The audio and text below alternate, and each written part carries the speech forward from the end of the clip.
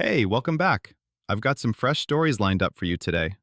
Let me know what time it is where you are, and let's jump right into the first one. Story 1. My wife fed me little white lies every time I tried to find out where she was or what she was doing late at night, and when asked why, she told me she needed to do this because I'm insecure and need to trust her more, but I suspect she was up to no good. Posted by you/OK Molasses 7486. I'll need to set the stage a bit for this one, so thanks to all that stick it out and offer to help. My wife and I have been married for 7 years and together for 10. We are both avid motorcyclists and spend quite a bit of time riding, although often separately. She prefers to go out riding late at night on the weekends, and for a while got in the habit of not checking in with me. I imagine any husband whose wife is out on a bike at midnight would worry and has every right to ask where she might be. We got into a lot of fights about this, and it seemed very difficult for her to want to keep her whereabouts known. She claimed I was smothering her and being excessively needy by having to know where she was all the time. We worked through it, but I was never really content with how she begrudgingly followed suit, like it was some kind of a chore to keep me posted about where she was and when she might be home. I brought this up in therapy, and even our therapist raised her eyebrow at the late night rides with no check-in. Still, my wife never seemed to see the problem. Fast forward to a few weekends ago. My wife was out riding, and it was getting late again. I sent her a message asking if she was getting dinner while she was out. She responded with a simple "Yeah, I'm good, thank you, love you" heart emoji. I was kind of hoping she'd give me a little more detail, as it was getting dark out. Some time passed, and I responded by saying sweet. I'm gonna be home for the night. What you up to? I didn't get a reply, so I followed up with I really dislike when you don't care to tell me what you're doing out on a Friday night. Maybe this was a little forward of me, but she knows how frustrated I get in this situation we've dealt with so many times in the past. This made her very upset, and we ended up text arguing. She then gave me a TTYL and said she was going to keep riding her bike. Naturally, I kept texting. After a few messages, she responded by saying I'm trying to drive my damn bike and you are blowing up my phone with this, which is uncalled for. I don't breathe down your neck asking your every move and respect and trust you, please do the same. It's exhausting. I had a hunch she was not riding. Maybe what I did next was uncalled for, but I drove over to her favorite late night eatery/bar and walked inside. She was sitting at the bar. Her bike was parked outside, and I put my hand on the exhaust. It was cold. Less than 10 minutes had passed since she told me she had to slam on the brakes to respond to my messages. There just was no way an exhaust can cool down that quick. Once again, maybe I crossed the line here, but I felt severely betrayed. I went home not long after I sent a quick message that I knew where she was. We argued about this big time. We made amends, and she told me that she would be better about checking in with me in the future. That's not the white lie though, but simply a precursor. Up next is the real issue I'm dealing with. This past weekend, she was out at a local cafe/bar doing some work. She was being really good about checking in with me, but it kind of festered out as the night progressed. She told me she was going to go over to her office to finish some work, and that was the last I heard of her. I was heading home for the night after a late gym sesh and called her to check in. She did not answer after the first call and called me back a few minutes later. While we were chatting, I could hear others in the background. She was also talking kind of weird. After a minute or so, she told me she was getting a call and had to pick it up right away. I kind of understood, as the importance of that call was something that affected both of us. We are in the process of buying a new home, and the seller's agent was calling. I was expecting a call back with some news, but the call was never returned. An hour had passed, so I called her back to see what she had learned about our offer. She didn't answer but responded with a text, "Call you in a few." When she called back, I could tell she was in her car. She started telling me all about what she had learned and how long of a conversation it was. How she also called our lender to check some numbers. It really didn't add up, and I was sensing some plot holes. I asked, "Where were you when I called?" She said, "Well, I'm driving now." I pulled over to talk to the seller's agent. I said, "If you pulled over to talk to him, why could I hear people in the background when I called you?"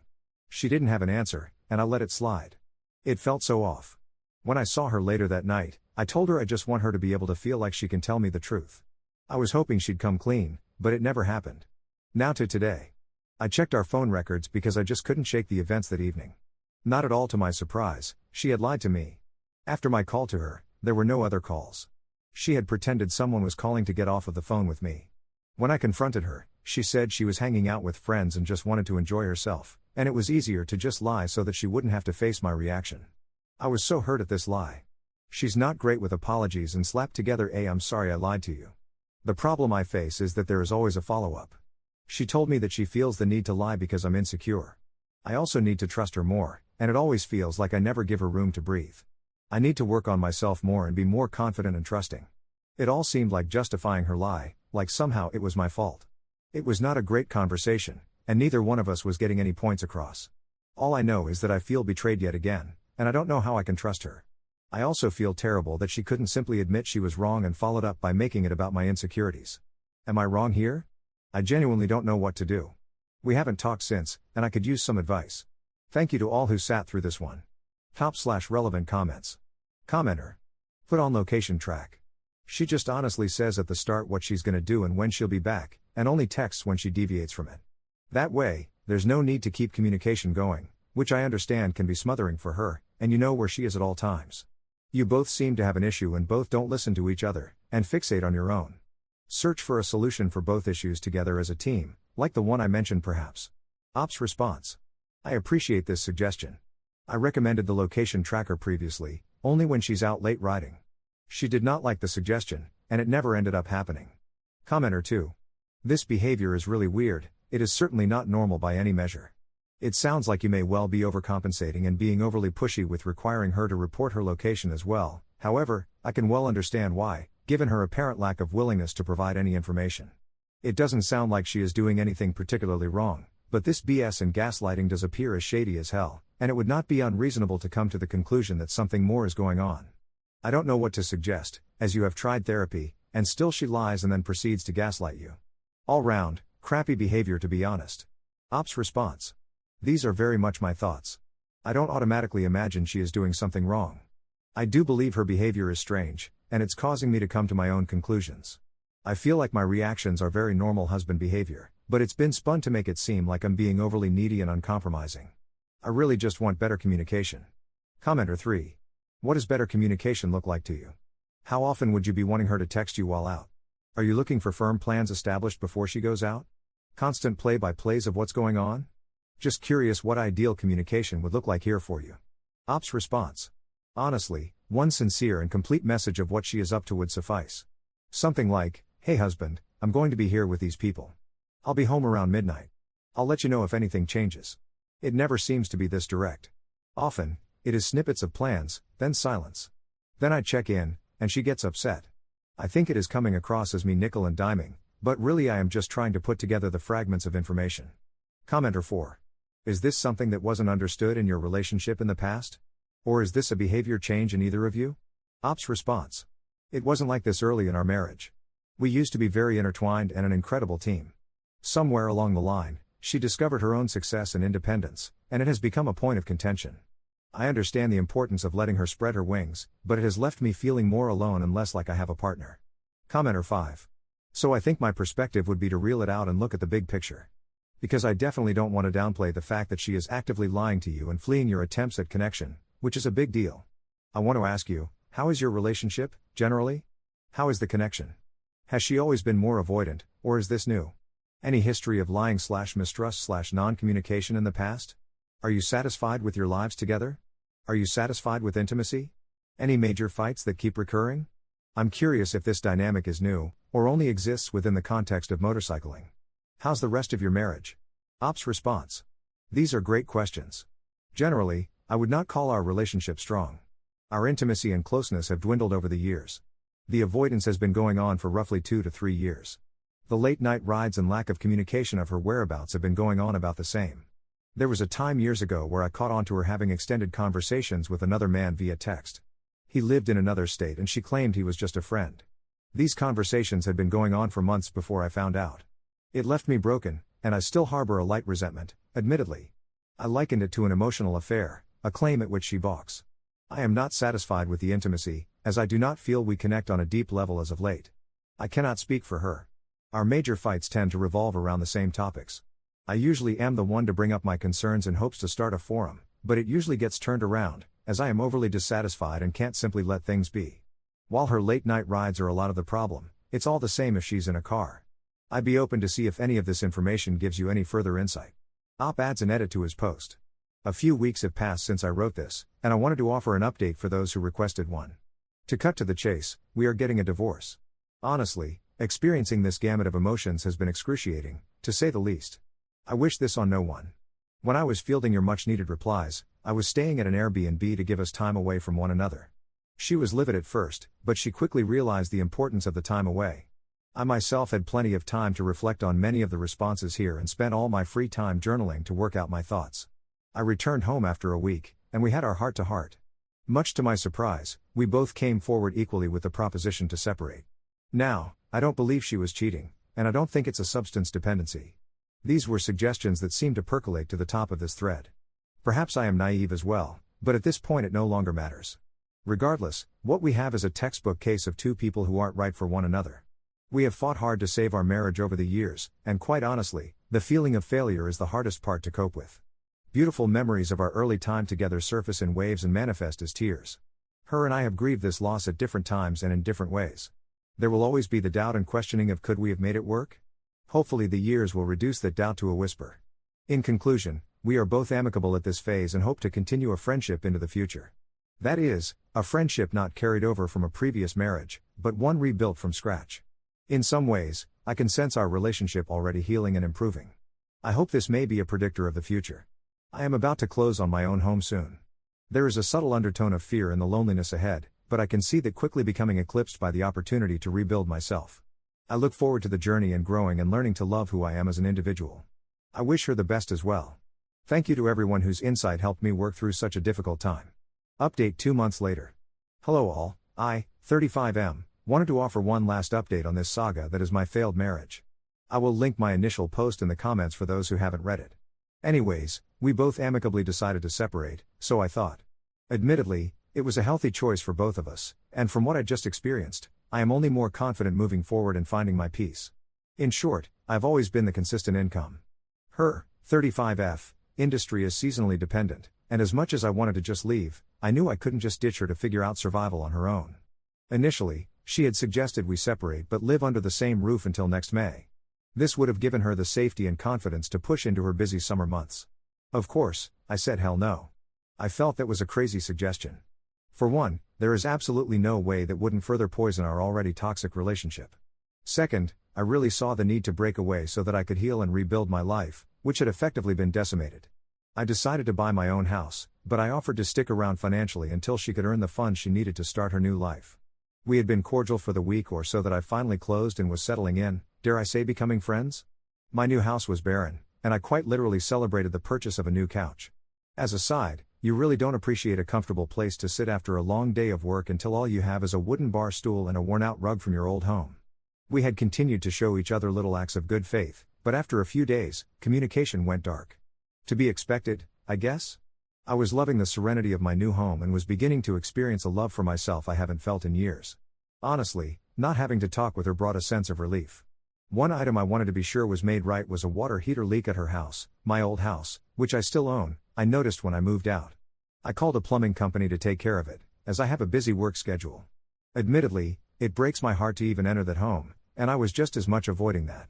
Sadly, the plumbers canceled twice, and I was getting impatient. I figured I would just handle it.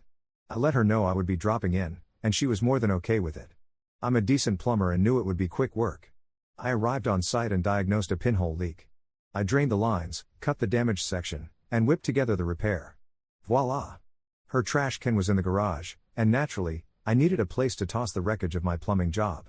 When I opened the lid, what do I see? A whole box of used condoms. I was shocked. My heart sank. I had been out of that house barely a week. Still legally married. And here I am fixing her house and offering the financial support she needed to move on. I knew in my gut that I no longer wanted to be a part of this. I needed to be free of this misery. I texted her a photo of the water heater with a good as new. If you wouldn't mind, just keep an eye on it for the next day or so. She eventually texted back a thank you heart emoji. I told her to call me tomorrow so we could chat. My heart was racing for hours. I had felt some insane lows this past month or so, but this was the absolute worst. I wasn't ready to talk to her, I needed food, I was spent. Well, she called. She has a real anxiety about call me kind of texts. In a way, I knew this, but I genuinely needed the night to sleep and collect myself. Phone rings. Guess we're doing this, I told myself. I started the conversation by letting her know the water heater is good to go, but she may want to have a professional take a look within the year. Followed by, the next part of this conversation will be difficult. I did not directly tell her I knew she was already hooking up with someone new. I only saw my own destruction in making it my business or even thinking of it. All I said was, I know you've moved on, and I know how you've chosen to do so. I then told her I was removing myself from all shared accounts, and she will need to figure it out from here. Boy, was she livid. What was that term you guys taught me in my first post? Darvo? Yes. Lots of that.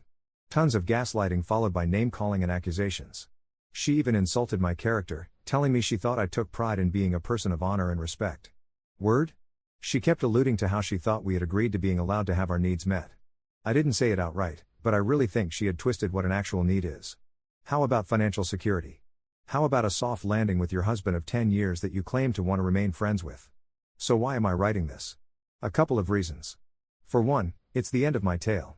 This is the worst I will ever feel about this. It's only healing and growing from here. Second, a lot of Redditors believed she was cheating in my last post. I didn't have any reason to believe this. But after how quickly she jumped on some D immediately after me moving out, maybe you all weren't far off. Third, kind of to vent I guess. I also had to put down my cat with cancer hours ago. My God, what a day. Either way, I am so glad to leave that toxic mess behind. I want so desperately to believe I am making the right call to cut all ties. But I wonder, did she owe it to me to try and put off her urges until we split finances? I'd be curious to hear others' thoughts. I hope to learn and gain from any and all input. Needless to say, this will be my last post in our /marriage for the foreseeable future. Thank you all for your insight as I have pushed through my story. Top/relevant comments. Commenter. A whole box of used condoms.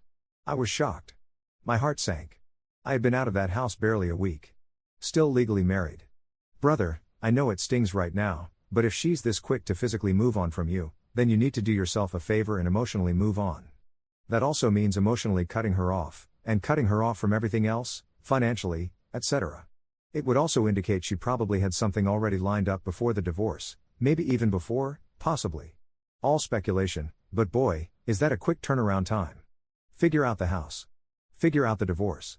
Only talk to her about those things, and for the divorce, do it through your lawyer as much as possible, without charging you. Move on.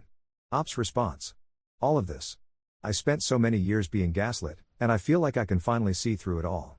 I really wish I could just ask if this was someone she has been with, or if it was just some kind of fling.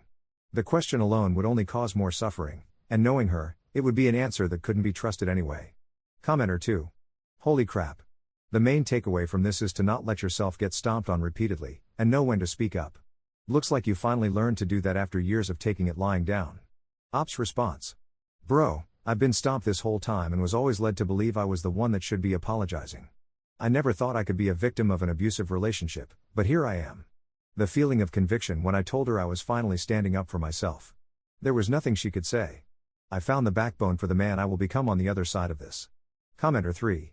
Truly sorry, I know how you feel. You tried to do the noble thing, only for her to treat you like you're less than human.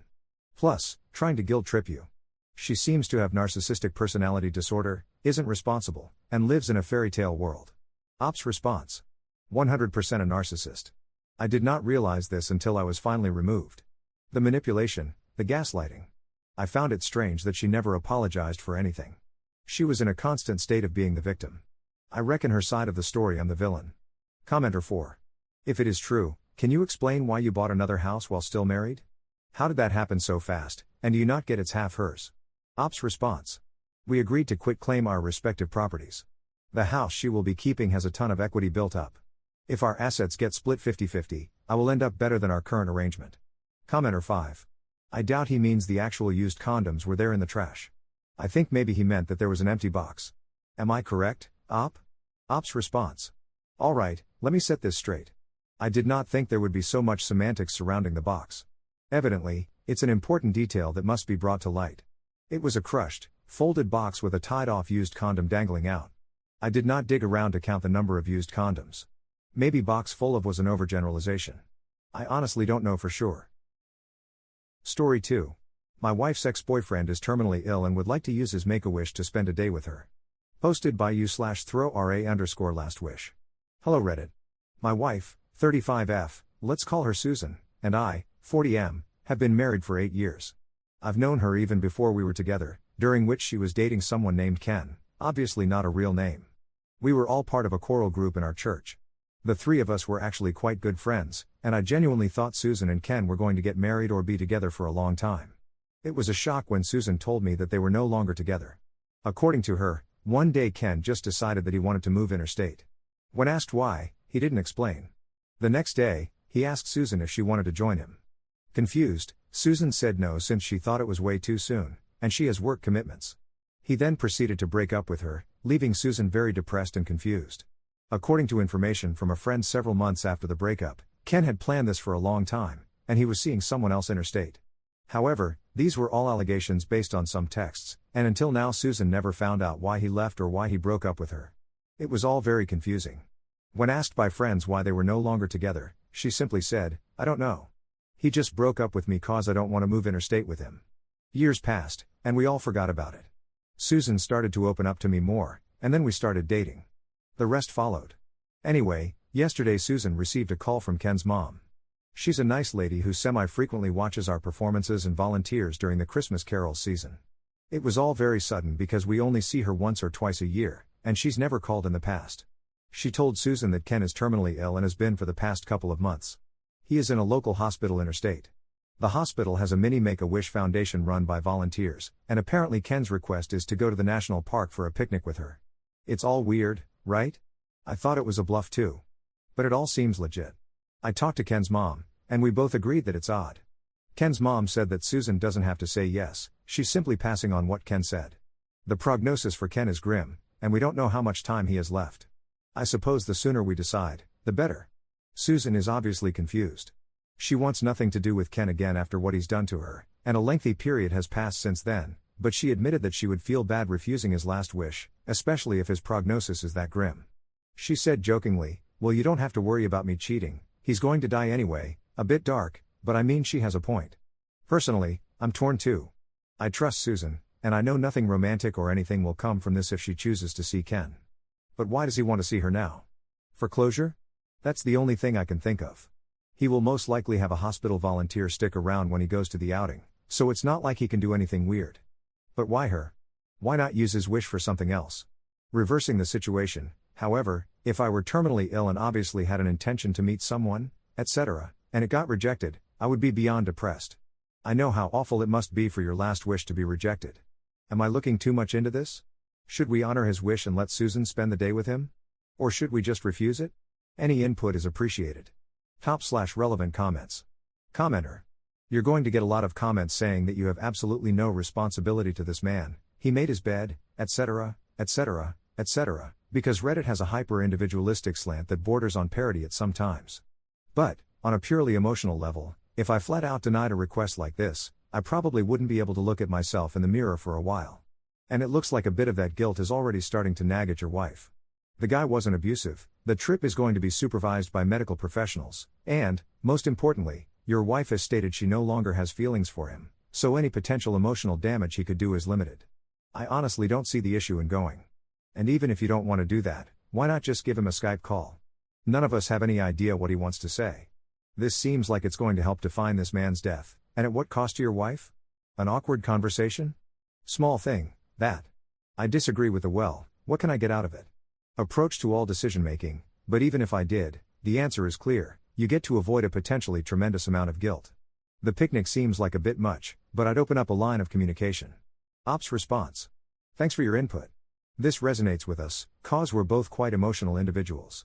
My wife has expressed many times that she would feel bad if she refused his wish. Personally, if I were in her shoes and I said no, I'd be feeling like crap for days too. As I said in other comments, my wife said that realizing that he's harmless and just wanted to apologize, etc., and she declined, would have worse emotional implications than him begging her to come back or telling her that he was unfaithful, etc. In the end, both of us have no idea what he would say, or what would happen. What we know is that he can't do anything stupid, or if he said something dumb, my wife wouldn't care anyway. It's the guilt, feeling bad about refusing the wish, that's eating her up more than the potential awkwardness or what happened in the past. For me personally, I'm definitely curious and a bit weirded out, but I'm confident nothing sinister is going to come out of this. Commenter 2. Sounds like mortality has Ken reflecting on his life, and he wants a glimpse of what could have been or to revisit the mistakes he's made. I imagine he's in a dark place and doesn't appreciate the burden he's putting on the both of you. Be careful. The best case scenario is that he still holds a guilt for what he did to your wife and is seeking absolution. By contrast, he may be desperate to find any sort of legacy and hopes that his former love still holds a torch for him, another incredible burden to put on someone and born of desperation. It's ultimately yours and your wife's choice to make, and it's a tough one, but perhaps a suitable compromise for all parties may be to exchange letters. If all Ken seeks is that absolution, then the letters may ultimately be enough. If he insists on a face-to-face meet following the letters, then you may at least have a more informed view on his intentions to make a decision together. Best of luck. Ops response. Actually, I just raised the idea of a Skype call of some sort before the meeting. We're waiting to call his mom, and we'll raise this idea also. Who knows, maybe all this can be resolved via Skype instead. Op adds an edit to his post.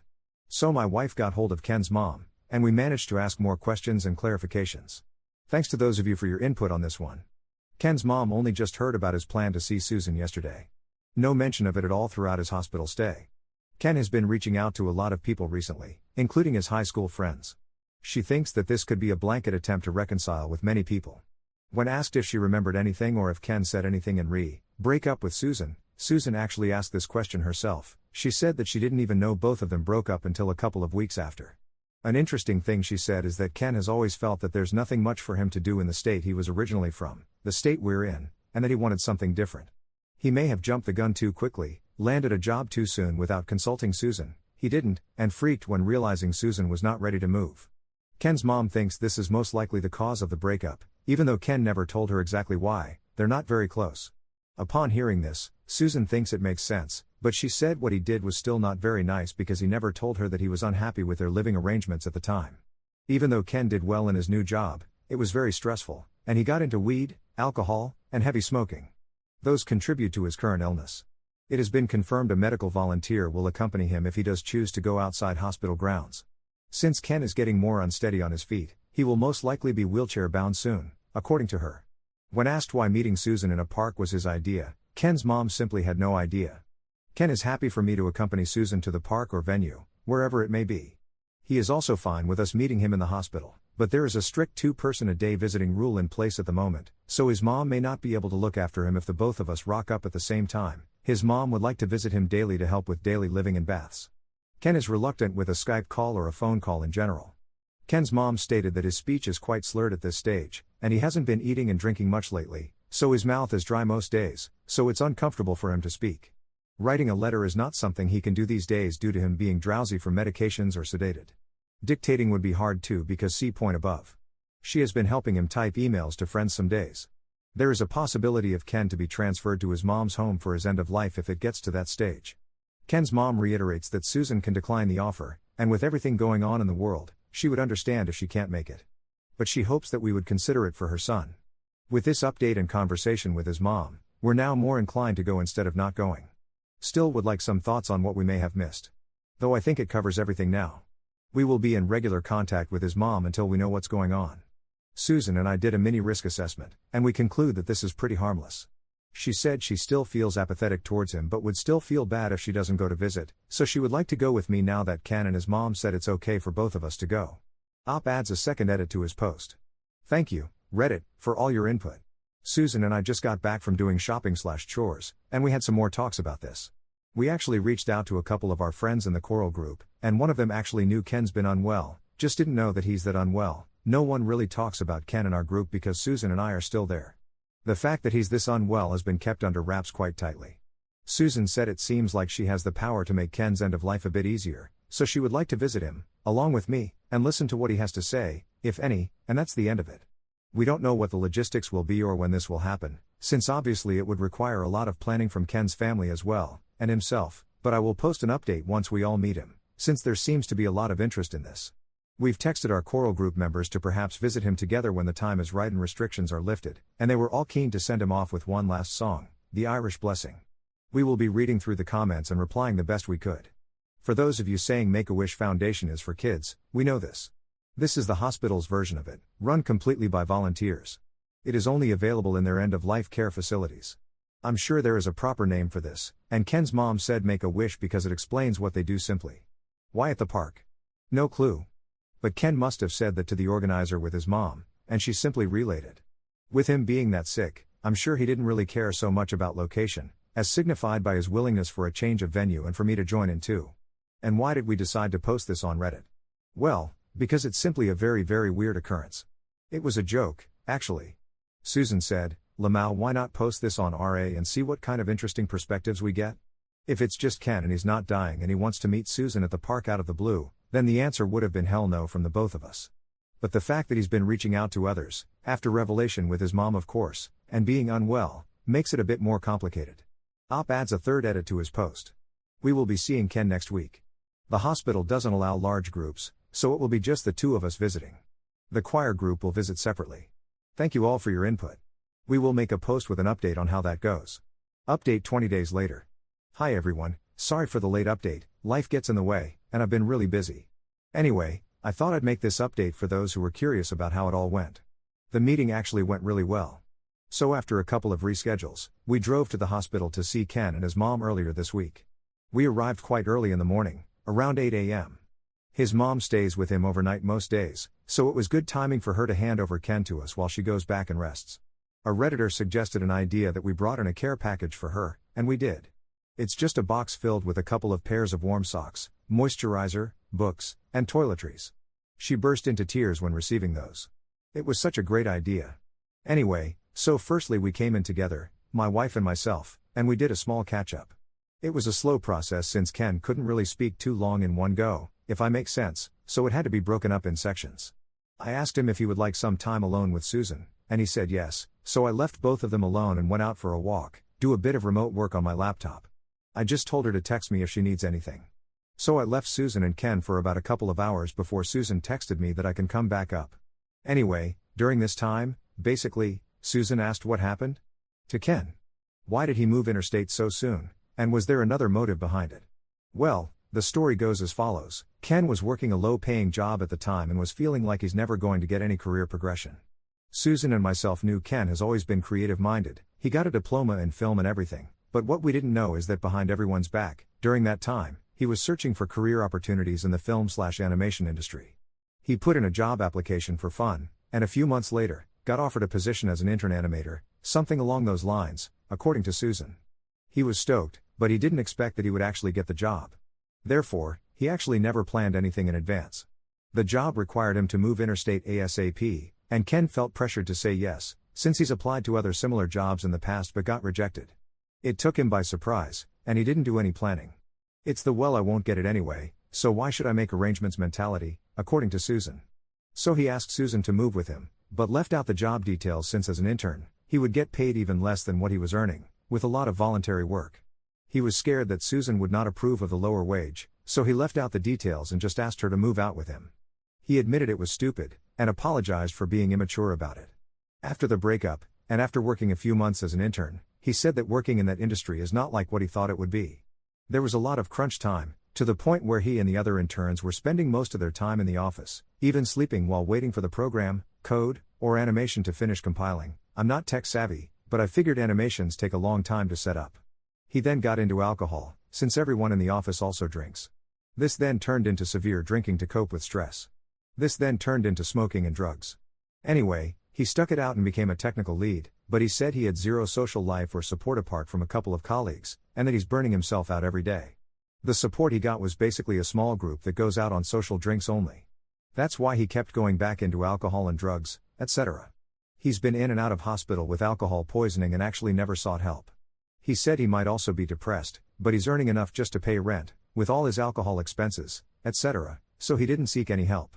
He also made a lot of other bad decisions that are popcorn worthy but way too long to include here. Things that got him arrested, fired from his job, so he had to find another, etc., etc. When asked about the park situation, he said there was no malice intended, it was only because he was sick of being in hospital all the time with no window of opportunity to go outside. And that's it, really.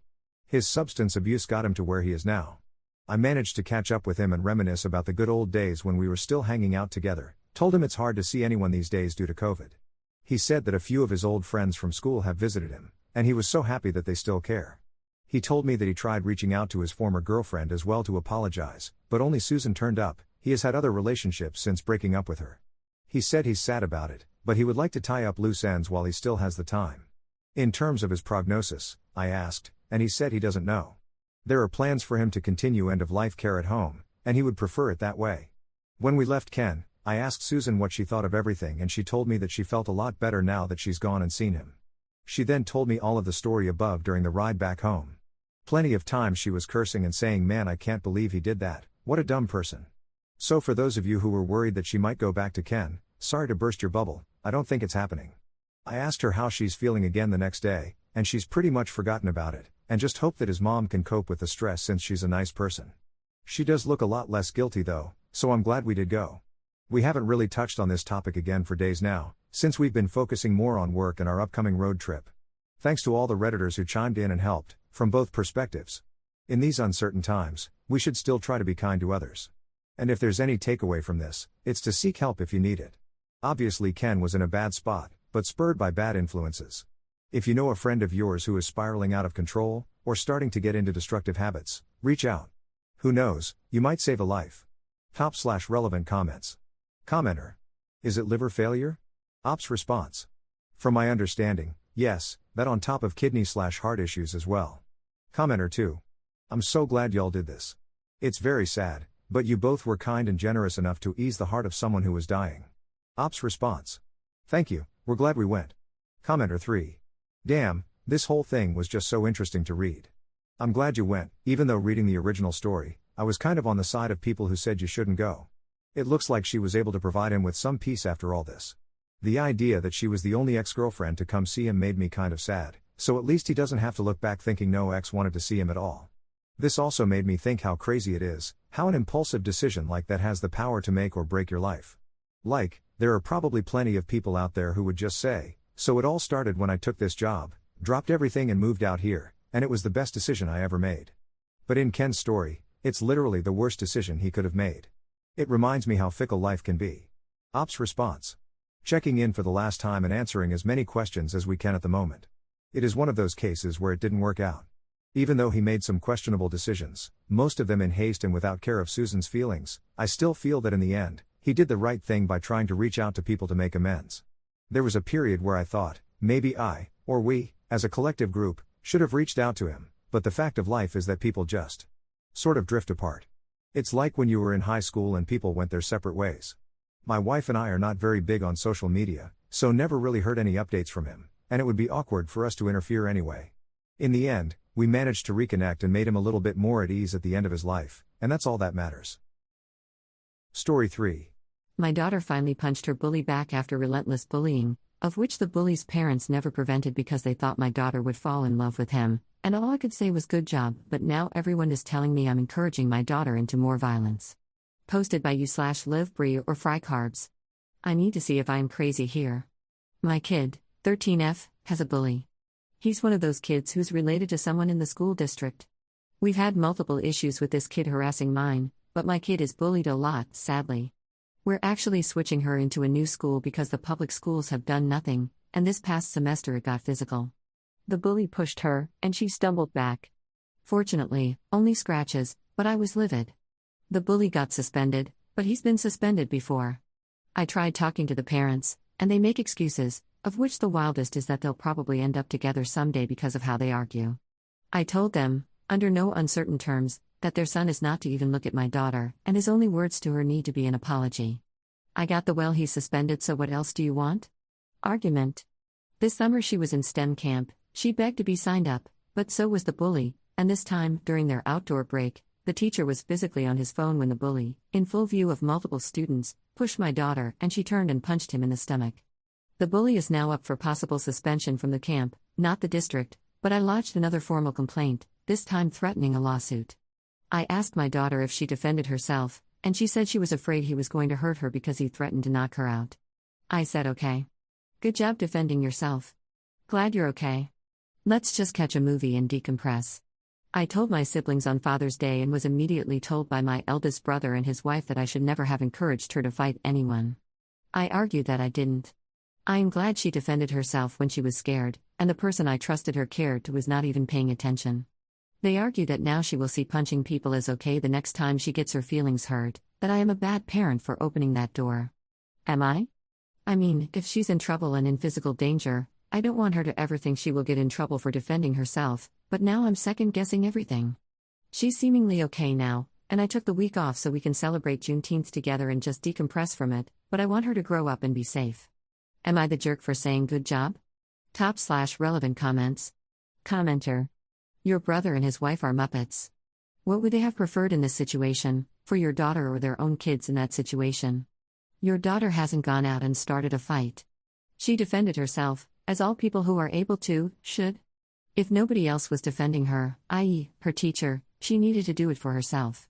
I'm glad she had the confidence to stand up for herself. If you haven't already, consider getting her into some kind of martial arts so she is more comfortable, can judge situations calmly and confidently, and is able to respond with proportionate and fair consequences to people assaulting her. Commenter 2. My older brother was constantly picked on by the school bullies. Like, all of them. My dad encouraged self-defense, and so every time he ended up in the principal's office, the principal would tell my dad he needed to make my brother stop fighting. My dad's response? It's your job to protect my son from bullies here at school. If you're not going to do your job, I'm not going to tell my son he can't defend himself. This world is a dangerous place, with a lot of nasty people out there. Self-defense is an absolute right. Commenter 3. Info, and the bully didn't hit back after that punch to the stomach? Op's response. From what I understand of the situation, she ran to the teacher right after she threw the punch. Op adds an edit to her post. Holy cow, that's a lot of comments. Editing some typos and also clarifying some questions and assumptions, as I can't answer that many comments tonight. Multiple students confirm her story. So no, I don't think she's lying and started a fight for no reason.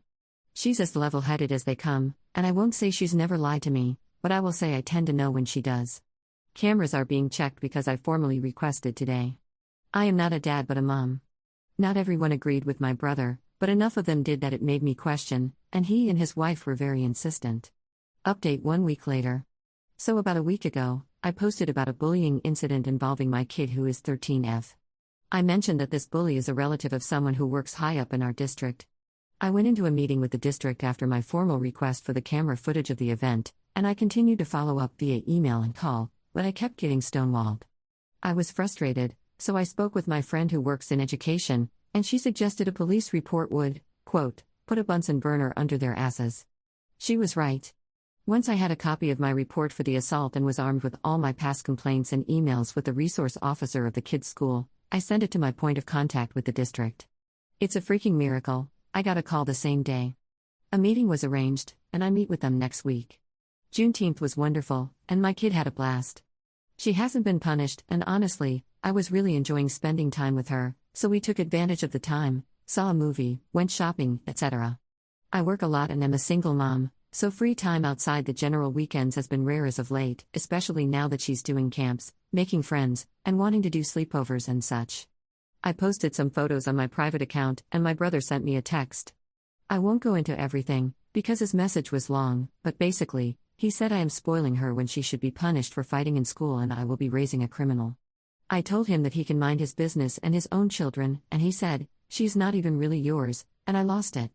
My message back was that he's not been supportive since my husband died, and come to think of it, he wasn't supportive when we married. So I don't take his opinion on my daughter with any high regard. And if he and his wife want to instill in children that they should let someone hurt them or others and bullies should have their way, then maybe it's time we spent less time around them. We were going to go to the birthday party for my sister-in-law before all of this happened, a family event. I think my daughter and I will skip that for now. And before it's asked, she is not biologically my daughter, but legally and in the way of the fact that I love her more than anything. I formally adopted her when she was 2 after I married her father. He passed away when she was 6, and I've had sole custody since. Her biological mother is not in the picture. Since my husband passed, it's just been me and her in the day-to-day. I hope to update after the school meeting. Top/relevant comments. Commenter. Not the jerk, and she is really yours. Really, really yours. Whether she came from your uterus/DNA is obsolete. She is your daughter, and you're doing a great job advocating for her. Nobody deserves to be bullied, and I'm tired of bullies never having to experience the find-out phase. Kids need to learn that hurting others is unacceptable, and if it takes a little baby fist to the nose to make that point, so be it. Second update 9 days later. We had the meeting over Zoom. I came in expecting to have to come in guns blazing like a maniac. I was ready to go off, though fully feral. But I guess all the legal work I've been doing around this was sufficient fire under their asses. I was indirectly asked to not further involve authorities. The footage finally found proved my daughter's story. With this evidence and all the stuff I've managed to bring to the table, Plus, having a lawyer's contact info sent to them, they finally expelled the kid. I was assured he will not be at school next semester. It was a win, but not enough for me to stop the legal actions. Maybe that makes me the jerk, but F it. I don't care. Charges are being pressed for assault, armed with a video. Here, it's not life-ruining unless he keeps the pattern of abuse. But I am also looking to get my kid in a STEM-oriented school since that's her passion right now. I looked at packages and tuitions, etc., and it will be tight but doable, and I truly believe she's gifted/smart/hard-working enough that giving her a chance to explore this is worth any inconvenience. That should be it, right? Oh, you sweet summer child. My daughter doesn't even know about the meeting. She's been happily in camp elsewhere during the day. But a few days ago she asked me, "Mama, do you think I'm a bad person?" And I told her that I didn't. She asked me why does her uncle think so. I asked what she meant. My beloved brother's stepson has been texting my daughter, as they are actually close. Brother has been crap-talking my kid. He calls her my stray kitten and not real family. That effing did it. I'm having a barbecue at my place for July 4th, and I formally uninvited him and his wife. I sent him a text stating that the way he treats me and my kid is simply unacceptable. I am a mom, and my duty is to my kid. I cannot have someone who looks down on her and treats her badly come into her home, where she is to be safe. He is not a safe person for my child, and thus not welcome in my home. My brother lost his mind on me so badly I had to mute his number a while to get some peace. He started with put-downs and insults, but then he went for my kid. He called her some terrible things and then said that I am brain dead for keeping my stray after all the trouble she's made. I just asked, wow. What is your problem with her, really? You're doing the effing most to hate her. Like, how does a grown man get off hating a literal child? He told me to F off. So I sent screenshots to Mom. Yeah, I tattled. I'm grown. Don't give a crap anymore. F this guy. He's my brother. I love him. But I do not like him, and if he's going to show his whole ass, may as well fetch Mom so she can pull his stick out of it. That was an hour ago. My kid and I headed out for pizza. Have fun, bro. He better be glad it's our mom and not me about to hand him his own hind. Tonight I will try to talk to my daughter about the school, and sadly that uncle and auntie are grade A liquid craps. I won't use that phrase, but I'm pissed, and so won't be around, and we may be taking some time just her and me. We are a team, me and her against the world. I will always have her back. Oh, and she and I will together be taking Krav Maga? Thanks for the suggestions. With the bully dealt with, I think this is my final update, so I wanted to say thanks to everyone who kept this mama sane and were supportive. It's crazy how simple, kind, and affirming words can bolster a person. For those who've shared stories of being bullied, I'm sorry you went through that, and as for your bullies? May a popcorn kernel be lodged in each tooth and unreachable every single day. /relevant comments. Commenter. Go you for not letting things slide. Getting justice sounds like it was an exhausting journey. I'm sorry your brother is such a jerk. It doesn't even sound like he has a reason to have such a nasty attitude and dislike of his niece, but he probably doesn't see her as his niece. I hope your mom can set him straight. Telling her was the right thing to do. Commenter 2. Is your daughter a different color, and that's probably why he has issues with her. I wonder if he is being racist to her. Ops response. I mean, she's mixed, Afro-Caribbean and Romanian. Anyone on the outside looking in just assumes my late husband was white, he was Romanian, and that she is my bio kid, as I am black. Third update 3 days later. I am without words. A couple days ago I told my eldest brother Mark, and by proxy also his wife Julie, to stick it where the sun don't shine after Mark went on a text storm about my adopted daughter. For background, my daughter Vivi may not be biologically mine, but she is my daughter. I've known her since her first year of life, I've been her mom since. I married her father when she was too small to even really remember and legally adopted her. She's only ever called me mama. When my husband passed away, it became me and her against the world. Recently, Vivi didn't start a fight but finished it with a bully she'd endured for much longer than she should have had to. The whole saga is on my account if you want all those details, but the short is she ended up defending herself from him physically. He's now expelled. My daughter was not punished at home, in fact I told her good job on defending herself. That's where my butt-crack-brained brother got on his BS. He never liked my late husband, and even less our daughter, and always had something rude to say about them.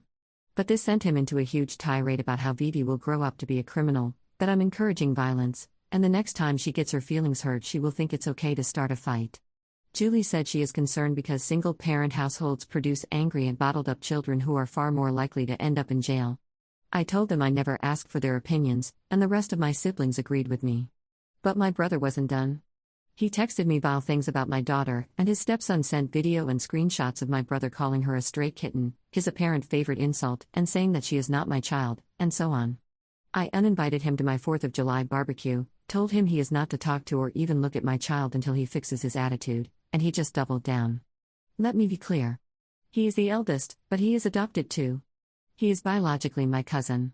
2 of his 4 kids are stepchildren. Julie is a widow. His hypocrisy is breathtaking.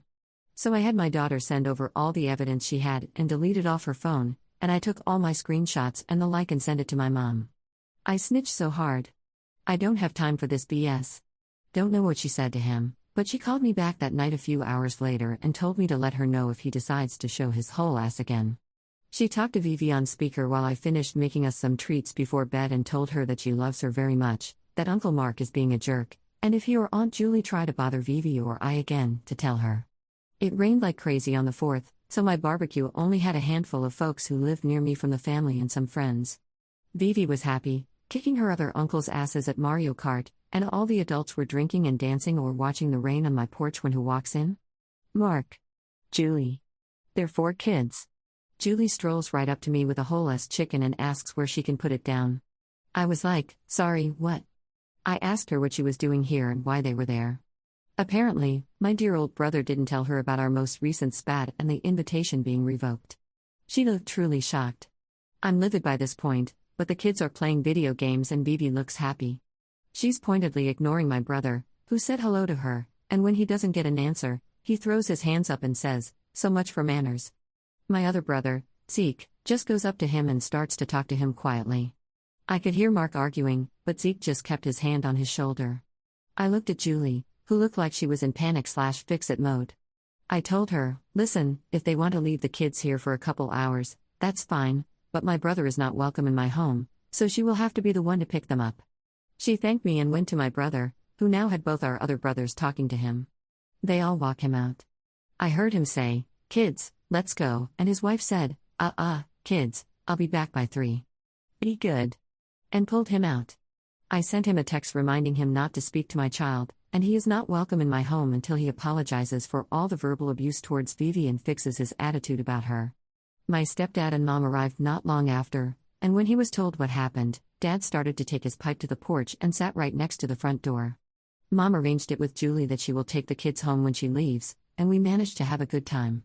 Today is Sunday, my mom had asked we all go this week, so we did. She did warn me Mark might be there. I warned Vivi. She said it was fine. I told Mom it's fine, but Mark needs to give Vivi a wide berth. And I told Mark via text that he is to stay away from my child. He replied, I don't need reminders. Okay then. Service went fine. I'm not much of a church person, but Vivi had a solo and sang beautifully, so this mama is happy. There was food happening in the event hall, and Vivi asks if she can stay a while and chat with her friends. Sure, I say, have fun. All was well for about 45 minutes. I was sitting with stepdad and one of my brothers when Mark comes over to say his byes. Everyone gets a hug but me. Fine by me. He says Kitty did a good job up there. And I said who? And I could see that it was in that moment he knew he effed up. I don't know if he meant to say Kitty or not, and I don't rightly care. I said who? Again, and he muttered Vivica, and I nodded and told him that is her name. Same name she's had the whole time. Julie is trying to get him to leave, and he is almost leaving when Vivi and her friends come up. She told me later she saw her uncle come up to us and not hug me, and that made her mad. So she came up to be near for support with her friends. I did tell her that I'm grown and don't need her to come to my defense, that it's my job to protect her, not the other way around, and her response? Just a nod. Kids. Mark complimented Vivi, and she gave a very plain thanks then asked if I was ready to go. I said sure if she is. Mark sent me a short text telling me I embarrassed him and our whole family with my show I put on. He's upset now because we don't need to make our issues everyone's business at church, and that I don't even go to church, so why invade his safe spaces? He called me immature and said that I need to stay away from his kids so I don't teach them such poor manners. I haven't even responded. Vivi is getting dressed, and we are going to my mom's for lunch. Stepdad said Mark outright refused to come when he confirmed I would be there. Mark has told our parents if I am somewhere, he won't be there. My reply? Does he promise? I told my dad if he wants to be this way, we can just go full no contact. I don't have patience for this nonsense, and that also meant I am not helping out next time he needs anything. I'm out. Dad got quiet and said he gets it, but to remember that Mark's kids did nothing. He's okay if I want to stick it to Mark, but asks I don't friendly fire on the children. I told him we'll talk when we get there. He's going to want to bring up our family vacation, of which I took care of the hotel and passes for, because my job is within that industry. I'm usually the go-to for these things. We are supposed to go for the first week of August. We try to do one vacation as a big extended family per year. We'll see how this effing goes. /relevant comments. Commenter. Well. Sounds like your brother has some unresolved issues about his own adoption and place in the family. Having said that, I'm livid on behalf of you and your daughter. So glad your family, including your apparently emotionally immature brother's wife, are backing you up. Bro needs to get over himself. Commenter 2. Wow, your brother is a tool, with a real oldest sibling superiority complex. I don't blame you if you go no contact.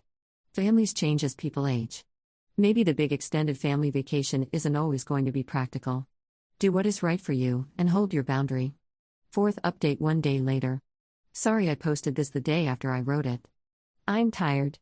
It seems I picked the right sub for this, cause Mark is on his BS once again. Last night went somewhere? My kid and I arrive and she's off immediately to play with her cousins. I sat on the lawn with my stepdad and Zeke, who was already there. Mom was in the kitchen. I did ask if she needed help, but I got the same "you all need to get out my kitchen" response as usual, so I retreated for my safety. Julie did come, and she came straight to me asking if it's alright. I told her my issue is with Mark, but I do still feel my own way about her words about my kid and single parents. We did talk. Julie is the product of a single parent house. I didn't know, both her parents were dead as far as I knew, and she strongly feels that kids need a mother and a father in the house. She did admit that Vivi is a good kid and she thinks I do a good job with her, but when Mark is on his moments she's just learned to not get in the way. I didn't want to pry but did ask if she's alright, but she had this look like don't even go there, so I backed off. I told her that I love the kids and will do all I can for them, but Mark is really working on his ticket to no contact Foreverville. I love him, but I don't like him, and he is a real and present threat to my kid and her well-being.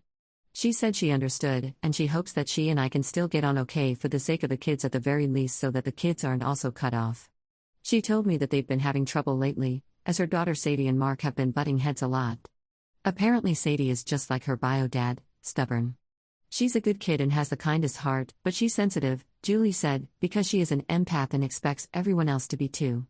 I handed her a beer and asked what she meant, because not gonna lie, I wanted the tea. I was curious.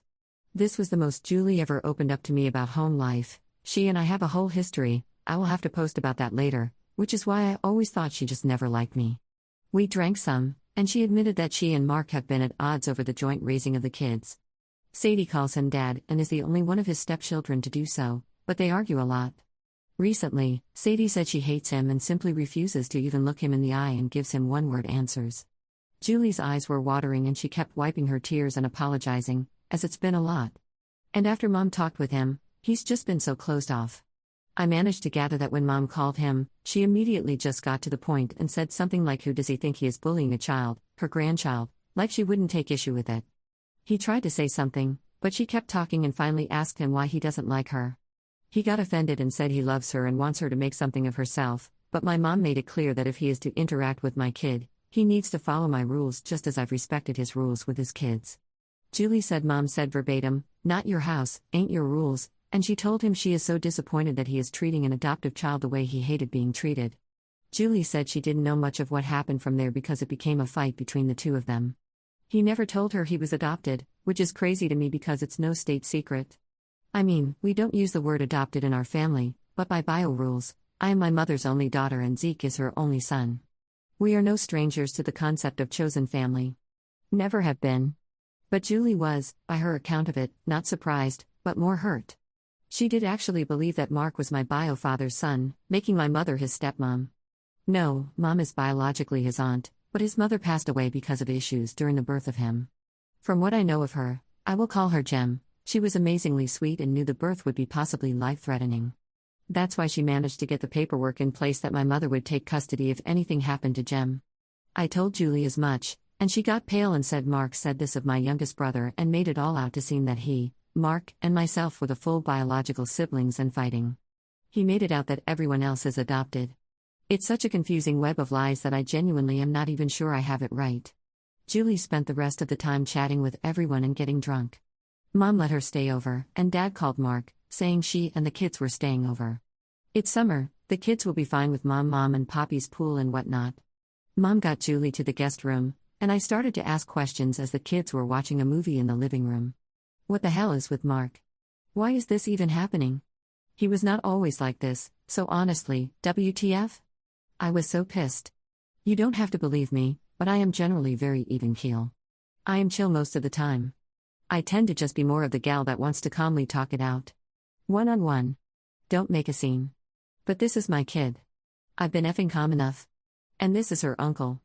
We can try to dance around each other, but this will come to a head eventually. And my kid loves her cousins. It will hurt her much more than it will hurt me or him. And F him, if his ego is worth more than my child's well-being, he is no brother of mine. Anyone who is out to hurt Vivi is no family. I may not have birthed her, but I damn well love her, and I won't be that parent that forces her to make nice for effing family when family causes her pain. Mom got quiet, and my dad made this angry, sad, something face and walked off. Mom pulled me into the backyard, and we sat in the garden. She said she wasn't telling me any of this to excuse Mark at all, but she feels some of this is her fault. Mark came to her about his bio parents, and when he found out his father abandoned them, he became very upset. Mom said he was asking because my father, Mark's adoptive father, was distant with him. She said he, my father, got better as time went on, but he did use the phrase stray kitten a couple times. I feel bad for him. I do. But it's not enough for me to feel like I need to fix this. So I told her that this is very sad, but he kept his origin a secret from his own wife, and his stepchildren hate him. This is already out of control. Him bullying my kid is a symptom of it, but even still, he doesn't get a pass. She agreed. She said she made a choice. Vacation can still happen with my help, but he will no longer be invited. She said Julie is permitted, but under strict rule, and the kids are coming, but I can pull the plug if I want, and it can just be a sleepover at her place with the kids, and all the parents can enjoy kid-free nights. I told her I would tell her by Tuesday, tomorrow. Vivi is at a sleepover with her best friend, and I have work to do tonight, so I have a lot on my mind, but figured I owed an update on this. I'm just tired mostly, but I am not backing down. Mom said she will talk to Mark again, but I said that even if he stopped his insults, I would need an apology to Vivi and for him to find help. I love Mark, and I feel for him because I feel like he is just sad now. He feels alone. He's not. He's been my brother forever, and he's been family since before I was born. I will always love him. But he's being a prick. And if he's not a safe person for my kid, he isn't allowed near us. Plain and simple. I won't pretend this is easy. It's torture. We as a family are really close. But I can't torment my own child and obligate her to be around a person who mistreats her. I will not teach her to be small for bullies even if the bully is family. I got this text from him an hour ago, disappointed face emoji okay you win. I didn't answer. He sent, please, sissy. I can't take it anymore. I didn't respond, so then after 5 missed calls he sent, I get it. I'm not your brother. Okay. But I am family. Can you recognize that? I didn't treat V good. Sorry. She's great. Okay, love you, talk to me? I need to talk to you. Okay? I didn't reply, and so he sent 2 question marks. Mom has my kid, so I'm going to watch that Megan 2.0 movie and exist a bit. I know I will seem like a bad parent. And I own that. I just need a second. I'm due to pick her up in a few hours, so here I am waiting to go in the theater. /relevant comments. Commenter. You don't seem like a bad parent, the exact opposite, actually. And he still doesn't get it. He still makes himself the main character and acts as if the world revolves around him. Now he expects you to jump and kiss his feet? What? Commenter 2. Wow, up. It was clear from the beginning that Mark needed to talk to someone. I mean, there's that Reddit rallying cry of therapy. But this is a lot. Mark lied to his own wife about his origins. She is afraid of some of his reactions. His relationship with his stepchildren is problematic at best. And he was referred to as a stray kitten by the man who raised him. Damn. Yes, first and foremost, you have to protect Vivi. And those texts from Mark, I'm not diagnosing, of course, but it sounds like there could be some deep pain and some self-hatred there. The road ahead, wherever it leads, may not be easy. But you have been level-headed and thoughtful all the way. And you are clearly a great mom to your daughter. Your handling of this situation has been frankly impressive. Hugs from this internet stranger, if you'll have them. I wish you the very best. As hard as it may be, I truly believe you've got this and will make it through. 5th update 1 day later. Well, crap has officially hit the fan. Vivi was thankfully not home for any of it. Mom had her until her sleepover, and so she's been at a friend's. I took the time to enjoy some peace, watch Bob's Burgers, don't judge me, and drink some whiskey. I was taking the time to feel my feelings about it all and not worry about Vivi stumbling in on me being upset. She's 13 going on 45, but I don't want to burden her with worrying about me. Truth is, this all hurts like hell. I love my brother, and his behavior is painful. Cutting him off is painful. It's a shame it's all come to this. There was banging on the door. It was aggressive banging, so I grabbed my baseball bat and looked through my doorbell cam. Mark. He was drunk and crying. I spoke with him through the doorbell cam as I texted my family. We had a long talk as Zeke was on his way to come get him. I listened as he complained that I loved my brat more than him. I asked how the hell he expected a mother to not protect her kid. We argued, and he said some nasty things, but it finally came out that he was bullied by some family members and people from school when he was younger. He was told he wouldn't amount to anything, and that's why he worked so hard to get his degrees and his job. Listen, it was awful to hear what he went through. From what I could gather, as he was drunk, it was something no kid should go through. But how the hell is that excusing the way he's come at my child and at me? How does it make it okay that my child is asking if she's a bad person because he has put it in her head that she's some unwanted stray? He didn't argue and even apologized. He says he can't survive without family and asked me to please not abandon him. That he will do better. He begged me not to turn everyone against him. Zeke came up and told me to keep the door locked. Mark swung, and they scuffed on my porch for about 10 seconds before Mark stopped and just sat down sobbing. It was messy. Zeke told me not to worry, and we'll catch up tomorrow. He texted me later in a group chat with our other brother Zion and my sister Zaria, explaining that Mark and Zion were having drinks at a local bar. Zion wanted to find out what the F is making Mark act out this way. Mark told him about being abused and that he was called the stray kitten. He always felt like he was not really family, especially when we all started to grow up and get married and some having children. He wanted things the way they were, but now his family is breaking apart. Then Zaria moved in with her girlfriend, and my parents talked about selling the house for a smaller one now that the kids are all out of the house. Then apparently Sadie told him he's not her real dad in an argument, and Julie started talking about a trial separation. I have no context of these things, just that they happened. And then he and I start bickering, Mark's words, not mine, and it's now become everyone turning against him, and he's being iced out and abandoned. Zion told Mark that he should get therapy, and Zion is a psychologist and knows of peers who maybe can help. Mark got pissed and stormed out. Then an hour or so later, he was on my porch. When Zeke got to him, he poured him into the car, and Mark ranted that he hated himself, and now everyone else does too. He started to talk about dark things and self-harm, and Zeke decided to take him to Mom and Dad. He sobered up, and Julie read him the riot act for disappearing and acting out. She's making it clear she and the kids will be at the house, and he needs to stay away for at least a week. Dad says Mark is broken and won't even speak more than 3 words at a time. He's been just laying around and took time off work. We've all essentially given him an ultimatum. In order for his marriage to be saved, per Julie, for him to be permitted near me and not excluded from family events I host and or pay for, me, and to continue to have help from Mom and Dad, he has to do therapy. He's saying fine and not much else. He sent me one text a moment ago, sorry, and nothing else. I texted my parents, and they said he's physically okay, just on his laptop. I'm worried about my brother but can't get distracted.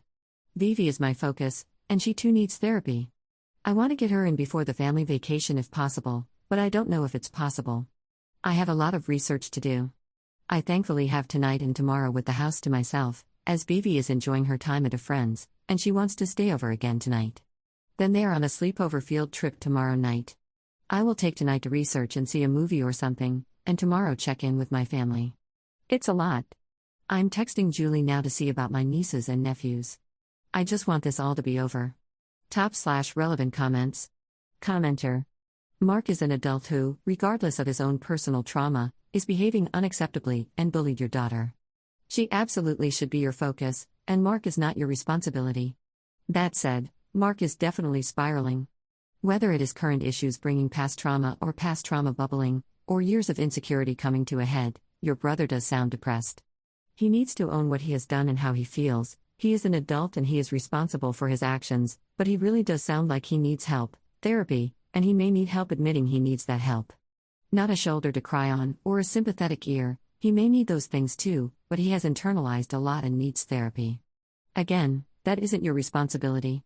He chose his path, he bullied your child, and she is your responsibility, one you obviously take very seriously and are dedicated to. I don't think I need to tell you that, I just want to reinforce that it is good and right that Vivi comes first. Commenter 2. I don't understand why he is reenacting his trauma on Vivi. He's even using the same term? I get that everyone has their crap, but he should have dealt with that long ago. Poor Vivi, poor you. Commenter 3.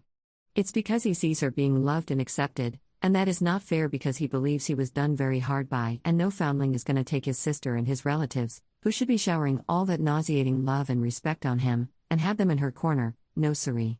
The little BTCH, daughter of that jerk and no blood to his people, isn't going to come sailing into his family and not get the same crappy treatment he got / believes he got. Finding kinship with her and gladness that she will not suffer like he did is not possible for him.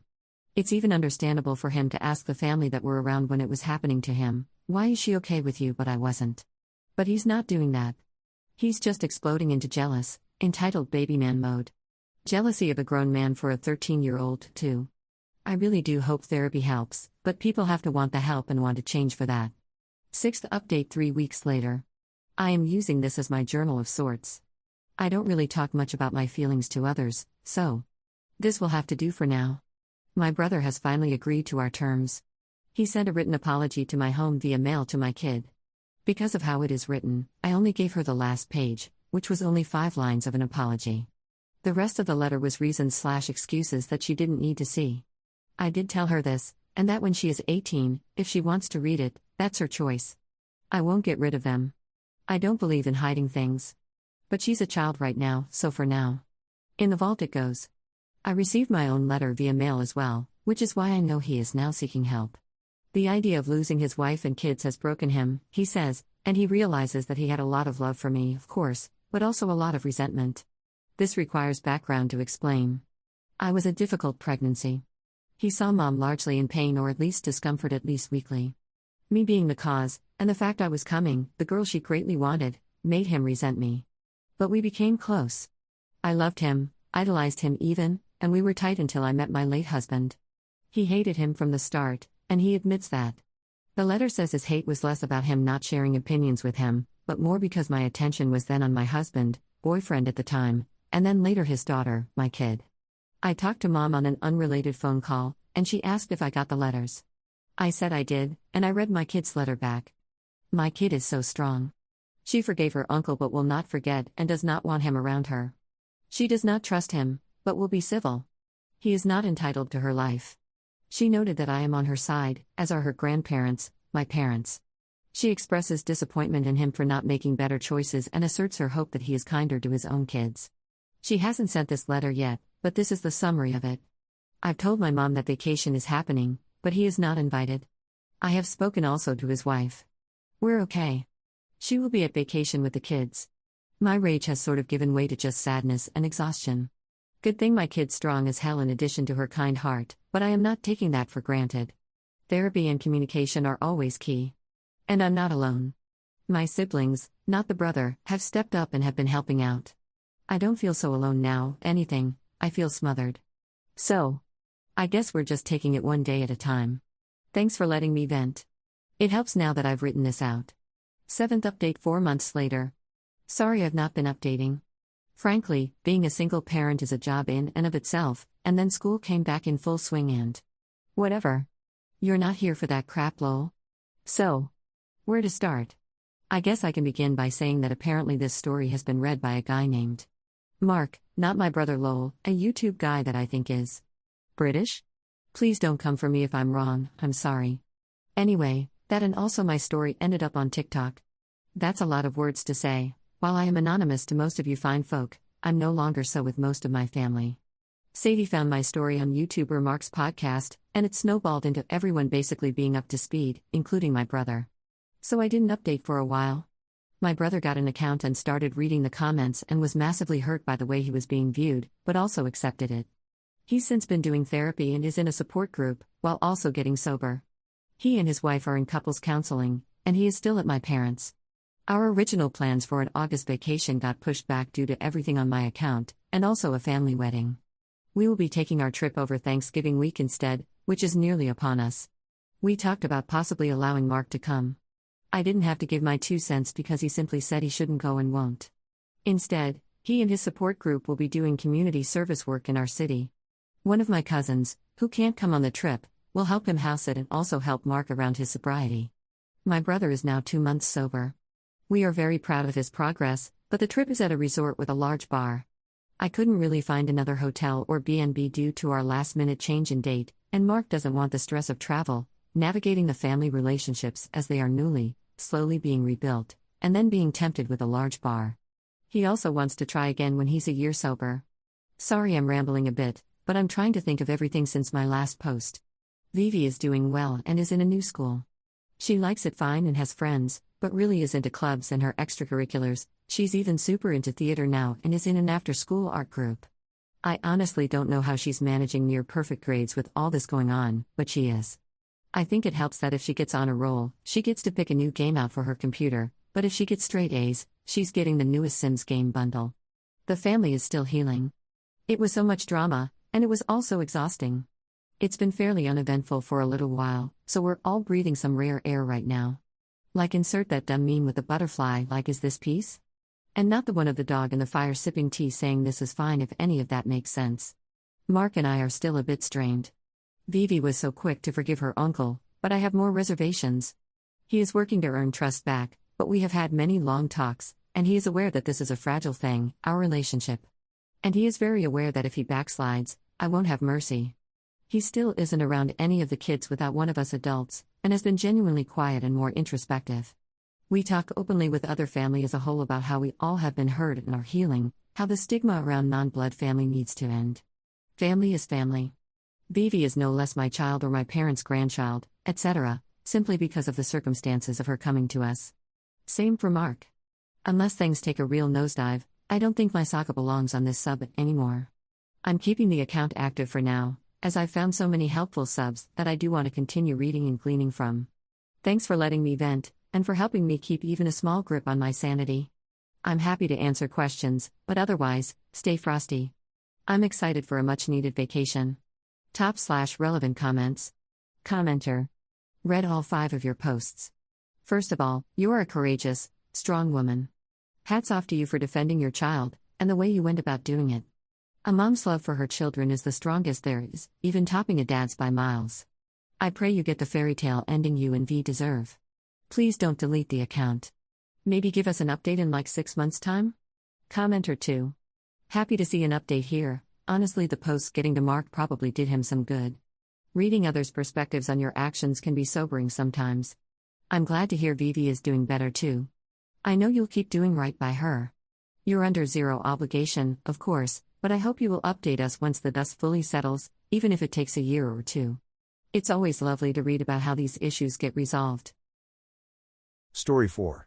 I'm absolutely losing it with a recent hire my workplace got, who is a web designer and thinks he can decorate cakes better than someone who's been in the industry for 10 years. He ruins everything he touches, and he even tried to report me to management for discriminating against him because he's black. Posted by you/porcupinesairgod. As the title might imply, I work as a cake decorator for a small grocery chain in the Midwest. I've been doing this job for over 10 years. I'm self-taught, but I'm good at what I do, and I've got the photo portfolio to prove it. I'm known for my skill at freehand design on cakes, so customers often come to the store and ask for me specifically for custom designs. I have a few regulars who buy several cakes designed by me per year, so I have a cemented reputation for quality cake designs. But I'm also overwhelmed in my work volume and need help. Note, there are conversations happening, but I'll be paraphrasing a bit since I remember the gist, but not the actual wording. This all happened about a month ago. In comes a boy. Let's call him Jake. Jake is fresh out of college and looking to make some side money while he builds his web design business. Understandable and even admirable. After all, entrepreneurship is hard, and successful businesses don't form overnight. I'm a little surprised, since male cake decorators are a bit of a minority for some reason. No joke, in 10 years of this I've only ever met 2 other male decorators. I start training Jake in the basics of crumb coating and main coats so I can focus on the actual decorating. I'm also training him on filling the display case, labeling, dating, marking out, slicing bread for the actual bakery, etc. The one thing I ask him not to do unless I'm absent is taking cake orders, because I have a specific way I like it done. Because I do a lot of freehanding, I like to add as much detail as is physically possible on the order sheet and draw a sketch in the back of the paper so the customer can get the best image to match their vision. Obviously, if I'm not there, whoever is asked will take the order, and if it's something complicated, I'll just call the customer. Jake told me he understood, and when his training was done, we started working. I started to notice a few issues. Now I'm aware that since Jake was a student of code and internet, he's not going to be the world's greatest baker or decorator. I get that this is just a job for him, whereas it's a career for me, and he'll probably only be here a year or 2 depending on the growth of his business. But Jake started acting weird. For one, he started bossing the other bakers around. When one of the newer girls labeled a whole batch of bread wrong, Jake snapped at her to do it again and do it right. Yes, she'd put the wrong labels on, but I could see her tearing up from his scolding. Next, I came in one morning after a day off, and Jake had changed around the entire display case. Normally, I wouldn't care, but we have a planogram to follow from the store, indicating a standard they wanted to see, and if a district manager came in and saw this, I'd get hosed since I'm the decorator, and it's my responsibility. When I confronted him on this, he told me he thought it looked better this way. I'll admit that some of it made sense, but he'd stacked all the sheet cakes on the top shelf, crowding them and making it difficult for the customers to see the designs.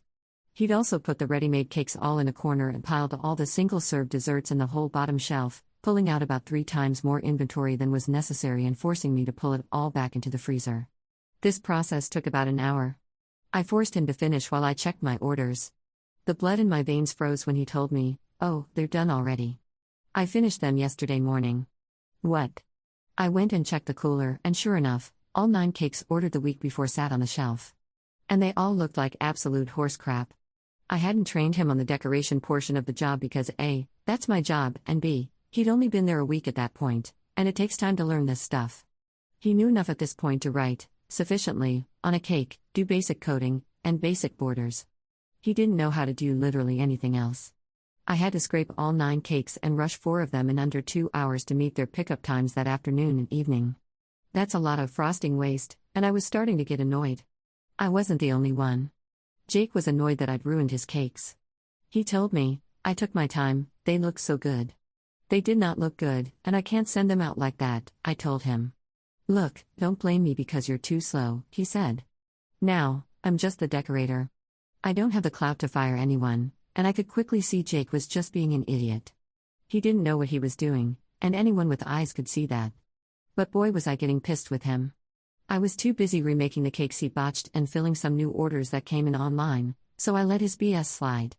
I told Jake to go help a customer at the bread counter. For a couple of days after that, things seemed normal and Jake appeared to have calmed down. I chalked his outburst up to stress, but I was keeping an eye on him. I was helping slice a huge order of bread that was overloading the bakers when I saw Jake helping a customer. I recognized her as one of our regulars, a woman who could be a bit prickly if her orders weren't done to her exact specifications. He showed her something on his phone, and then I saw him take out an order form. He filled it out, showed the customer, and then he stuck the form in my folder. I waited until he was doing something else before I went and checked it. He'd taken an order for a type of cake we absolutely cannot do in a retail setting. Think a 3-tier specialty flavored wedding cake with fondant and hundreds of flowers and edible glitter, a cake the price of which would factor in the hundreds, and which I did not have the supplies, facilities, equipment, or even the pricing for in our computer. Now I stress again, I'm aware the kid is a web developer, not a baker or decorator. However, he was well aware by this point that we can't do cakes like this, and he even wrote that the customer asked for me specifically. I immediately confronted him again and told him this is not a cake I can do. He actually smirked at me and said, "No joke, so you actually can't do this kind of cake? Want me to do it for you?" Now, I actually could do this cake, just not in a retail setting where we don't even have a price sticker for it. I asked him what his problem was, what was with the attitude. "I think I deserve some more credit for all the work I've done to help you," he said. I told him, "Jake, I trained you in the basics of running a bakery and frosting cakes to take some of the volume off. I did not train you to decorate cakes yet. You just don't know what you're doing yet, and the cakes you did the other day made more work for me. If you want to learn, I'll teach you when I have time. But for now, please stop trying to do my job for me and focus on what I taught you to do. I left him and went to go phone the regular and pray she was in a good mood to accept that I couldn't do this kind of cake. Yeah, she wasn't happy and I wound up having to promise her a discount. I felt I was being reasonable with Jake. I guess I was wrong because he suddenly got a lot worse. Roughly a day or two after that incident, I came in one morning and not only was Jake not there, but he had done all my orders from the previous evening, again. And again, they looked horrible. And again, I had to scrape and redo them. He had also crumb-coated literally every single round cake base we had and stacked them, mass production style, on a rack in the freezer. So now I had 0 round blanks and a crap ton of crumb-coated rounds in a single flavor. Big issue. I had to order 4 more boxes of rounds. Jake also harassed that newer baker girl again, this time to the point of full-on tears after he deemed her happy birthday Ryan wasn't good enough on the cake she was asked to write on. Jake has even tried reporting me to the manager, complaining that I'm discriminating against him because he's black. I'm not sure if he is or isn't, really, his skin is kind of olive-toned? Either way, I never said anything about his ethnicity, so I'm not sure where this is coming from. He's driving me insane. All of what I've mentioned has happened over a period of about 3.5 weeks. When he's good, he's very good. When he's bad, he's the devil in a blue ball cap. So that brings me to today and I'm frazzled, fried, and tired as hell. All I have is word of mouth on his antics, and my managers aren't exactly cordial when it comes to employee squabbles and have made it more than clear they'd rather us settle it out of court, so to speak. It's a small franchise of like 3 stores, so there isn't really an HR I can go to. Any advice? /relevant comments. Commenter. Have management actually seen the decorated cakes he's produced? Do they understand how much they'd lose if you sent out Jake's work? Ultimately, they'll only care about the bottom line, so you're going to need to demonstrate how much he's cost over 3 weeks. Document and email everything, dates, costs, what you did in response. Commenter 2. Take photos of his messed up cakes and the order for a cake your store doesn't do. Take the time to document every line he crosses, then take it to management. If they won't do their job and manage this situation after that, start looking around for a position at another bakery before his antics tarnish your reputation. That's about all you can legally do with a know-it-all dipcrap who's trying to tank you. Commenter 3. Why are you taking the flack for all that? The first time he did something wrong, you should have gone to the manager and told him how Jack screwed up. Seriously, what do you expect if you constantly let everything he does slide? Adds an edit to her post. Holy crap, this blew up. Okay, I just got through reading the comments and wow, seriously, that was a lot to go through. Firstly, I truly appreciate the advice and support I got for this and what should be done. I'll address a few common points since I can't possibly answer all these. Point 1 is short and sweet. I'm not a bot, this isn't AI, I just go into a crap ton of detail. I'm autistic, sue me, it's what I do. I know my account is new. I came here looking for advice, it's my first Reddit account. Nice to meet you all.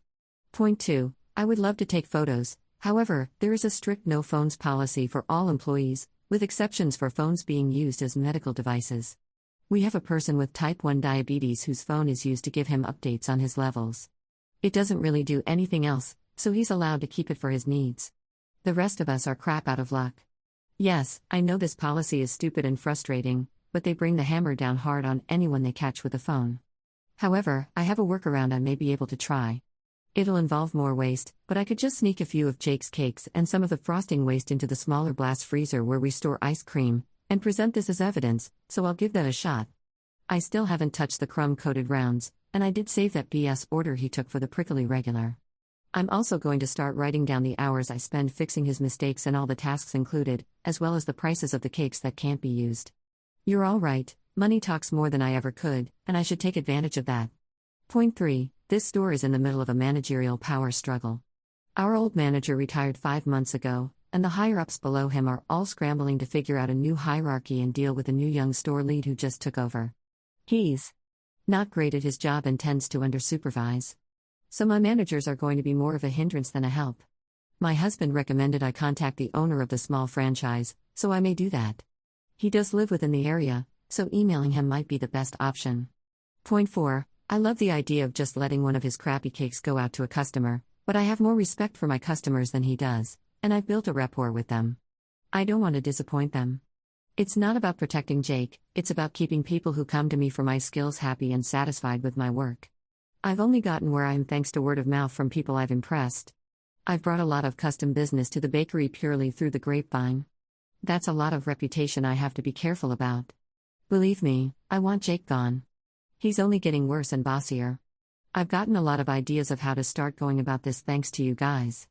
And while I could probably let the display case slide, I just can't bring myself to let him screw up someone's custom birthday cake like that. I'm bad at dealing with conflict. It's always been my worst social skill. That's why cake decorating is perfect for me. I get to be creative, and I'm largely left alone to do my thing. I've been super lucky to have never had to deal with a Jake before now, so I'm kind of in uncharted waters here. That's why I reached out and why I appreciate all of this advice. I can't say for sure how long it'll take to get enough evidence to bring to the owner, but I promise I'll give you guys an update when I have something. Thanks so much. Op adds a second edit to her post. Okay, it's the weekend and Jake isn't working today and tomorrow. We had 4 cake orders yesterday, 2 of which are due tomorrow. Jake made those orders even though I asked him not to, and of course they look like hell. I can't take photos, and I won't risk my job bringing in phones like some others here are willing to do. Trust me, Jake isn't the only one skirting this rule, and honestly it's the least of my worries. I took the cakes he made into the blast freezer in dairy and let the department lead know I want them left alone for now. I emailed the owner of the stores and let him know I have a problem here and everything that's been going on, and that I have proof I can show him if he's willing to stop by. I also got a few of the other bakery people to agree to put in their 2 cents when he does. He's supposed to come by tomorrow to check in on things. I'm more confident talking to him than the new manager. This guy is pretty chill and easy to talk to. I'm remaking the orders with fresh cakes and scraping nothing. I also took the advice some people gave me and saved a big bowl of scraped icing from previous botched cakes Jake threw together. That's going into the blast freezer as well so Jake doesn't see them in case the owner can't make it. Thanks for all of the advice, guys. You all gave me a lot of ideas for dealing with this. I truly appreciate it. I'll give you another update when I have one. Update 1 week later. Sorry, I'm not sure how the update system works. I'm still pretty new to Reddit. But I wanted to post an update about my struggles with Jake, trying to effectively sabotage my job in the bakery. What happened here happened just a couple of days ago. I got in contact with the owner, who is an extremely chill guy. I've known him for around 6 years since he took over. Not sure who he took over from or why, the last guy was kind of reclusive. He had me meet him out for a coffee and chat away from the bakery to tell him everything. I told him about the struggles we've had with Jake, how he's been harassing the bakers, how he's constantly using his phone in spite of the rules, and especially about how he won't stop trying to do my job. The owner, whom I'll call Henry, was very concerned and said he'd stop by this past Tuesday. He did, and Jake was there. In the 2 days since I'd spoken with the owner, Jake had not only continued to do my orders, he had also begun ordering inventory for me. By the time I realized this, it was too late, and we were going to be receiving about 20 boxes of white sheet cakes. Yay!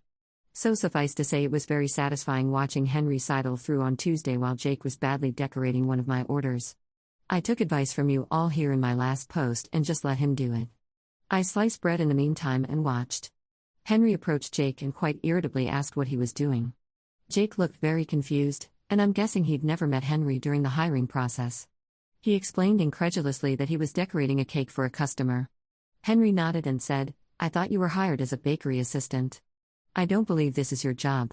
Jake tried to explain that I was training him, to which I replied that I wasn't. Henry motioned me over and asked me to take him and Jake to the blast freezer. Inside the blast freezer, I'd saved everything from after my last post: 11 ruined cake orders, 4 bowls of wasted frosting, the entire rack of crumb-coated rounds, another rack of crumb-coated rounds in a different flavor, a random 4-tiered cake Jake had made during one of my days off, and a whole stack of 12 packs of childishly decorated, sloppy cupcakes. I told the owner that all of this was done by Jake, and Jake looked furious. "Why are these here? These were orders. You didn't give the customers their orders?" He snapped. I told him calmly that I'd remade the orders. Because again, these looked horrible. Henry agreed and told Jake that these were far from passable, and asked him what on earth he thought he was doing. Jake blurted out that he was working efficiently. Henry asked him why he'd needlessly coated all of the rounds, far more than I could use before they expired. Jake instead said to let him decorate them, and he'd finish much faster than I could. I was seeing red by this point, But Henry just sighed, told Jake to come to the manager's office, and instructed me to return to the bakery. I didn't know what was happening. It wasn't until about an hour or so later that Henry came back to the bakery. He apologized for everything and said he'd fired Jake for product waste and insubordination. Apparently, Jake had gotten quite mouthy with him during their talk. Henry acknowledged I still needed help and got that newer baker girl, whom I'll call Jen, to help me until he could hire a replacement. I don't think I'll ever understand what in God's green earth was going on with that little weirdo. I had some people comment that web designers and the like tend to view other jobs as somewhat lesser and simple, or something to that effect. My husband suggested he was merely arrogant and believed he could replace me, but why would he want to? It's not like he was aiming to be a baker or decorator, so why go through the trouble? I don't get it, and honestly, I'm glad I don't have to think about it anymore. Jen is much better at the job than Jake was, and honestly, much more steady-handed anyway. Sorry it's not more dramatic, just a standard idiot firing, but I'm glad it's over. Back to my peaceful cakes. Thanks so much for the advice, guys. I seriously appreciated all of it. /relevant comments. Commenter. It may not be the most dramatic, but it is satisfying to know that he got fired, and you don't have to deal with him anymore. Although I would have loved to have been a fly on the wall in the office when he got the axe. Ops response.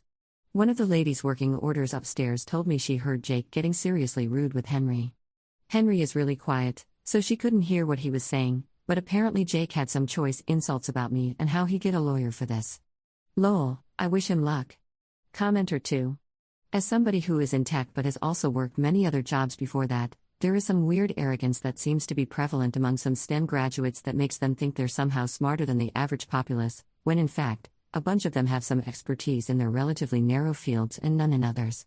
I'd even argue the ones that display imposter syndrome are the truly smart and exceptional ones, the people who think they're just okay at their jobs but are in fact rock stars, because they're constantly trying to improve at their fields and don't assume to know everything.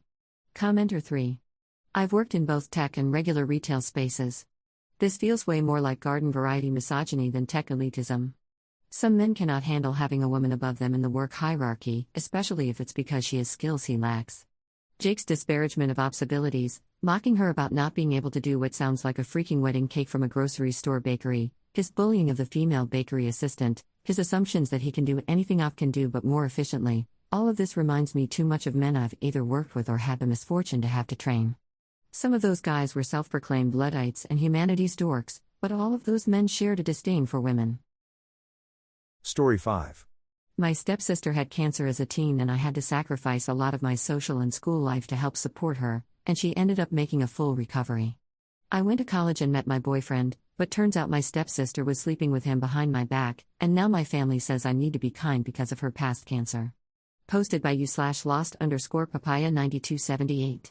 My 25F father married my stepsister's 23F mother when I was 4 and she was 3. We've lived together most of our lives and are a family. She and I were extremely close. She developed cancer when she was 14 and was sick for about 2 years. She's since made a full recovery.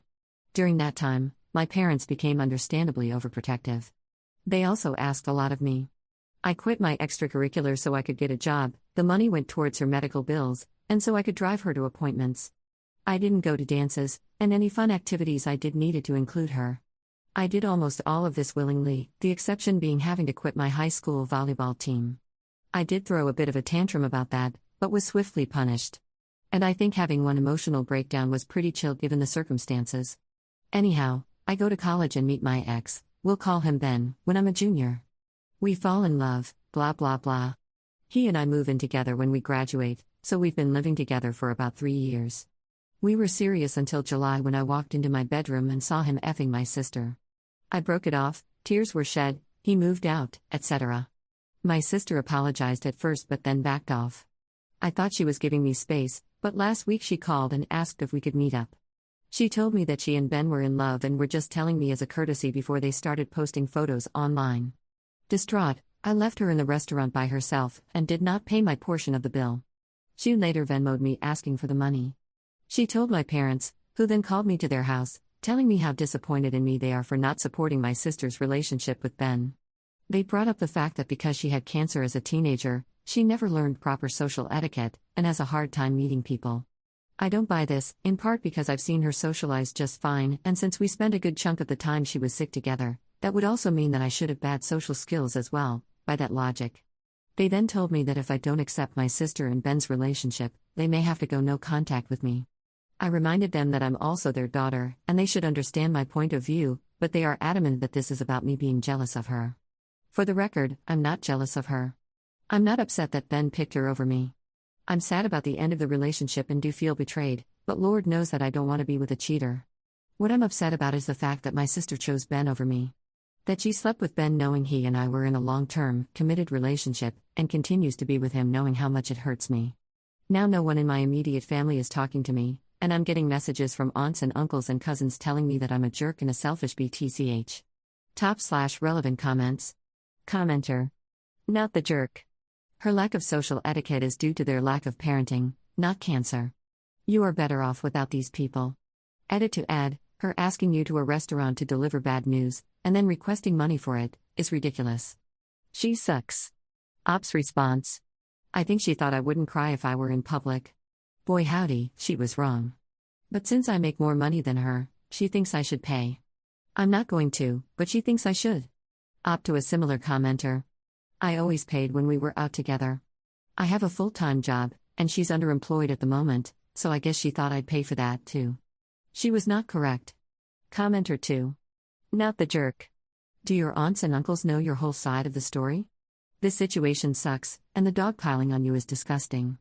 Ops response. I haven't talked to them, so probably not. My parents are acting like Ben and I weren't serious, and won't acknowledge that I caught them in the act, so I assume that's what they're hearing, as well. Commenter 3. Not the jerk. What your sister learned from the cancer is that your parents will bully you into catering to her. Quit volleyball because she can't play? Yes, that impacted her social skills. Ops response. Technically, I was told to quit volleyball because my practices or games interfered with her appointment times. She didn't ask my parents to have me quit. Op when told she is a saint for not blowing up on everyone. Oh my god, I laughed. But on a more serious note, I try my best to be as forgiving as I can be. My mom died in a drunk driving accident when I was a baby, my sister had cancer as a teen, and in the past year I've lost 2 healthy, young friends to COVID. Life is extremely short, and I want to love the people I love and not hold on to anger. So, pros/cons, I guess. This is a different kind of situation than she borrowed my t-shirt and didn't give it back, but I do love my sister and was hopeful that we could reconcile. I don't think our relationship would have been the same, but at least we could have eased our respective burdens. Op when told she has a lot of grace.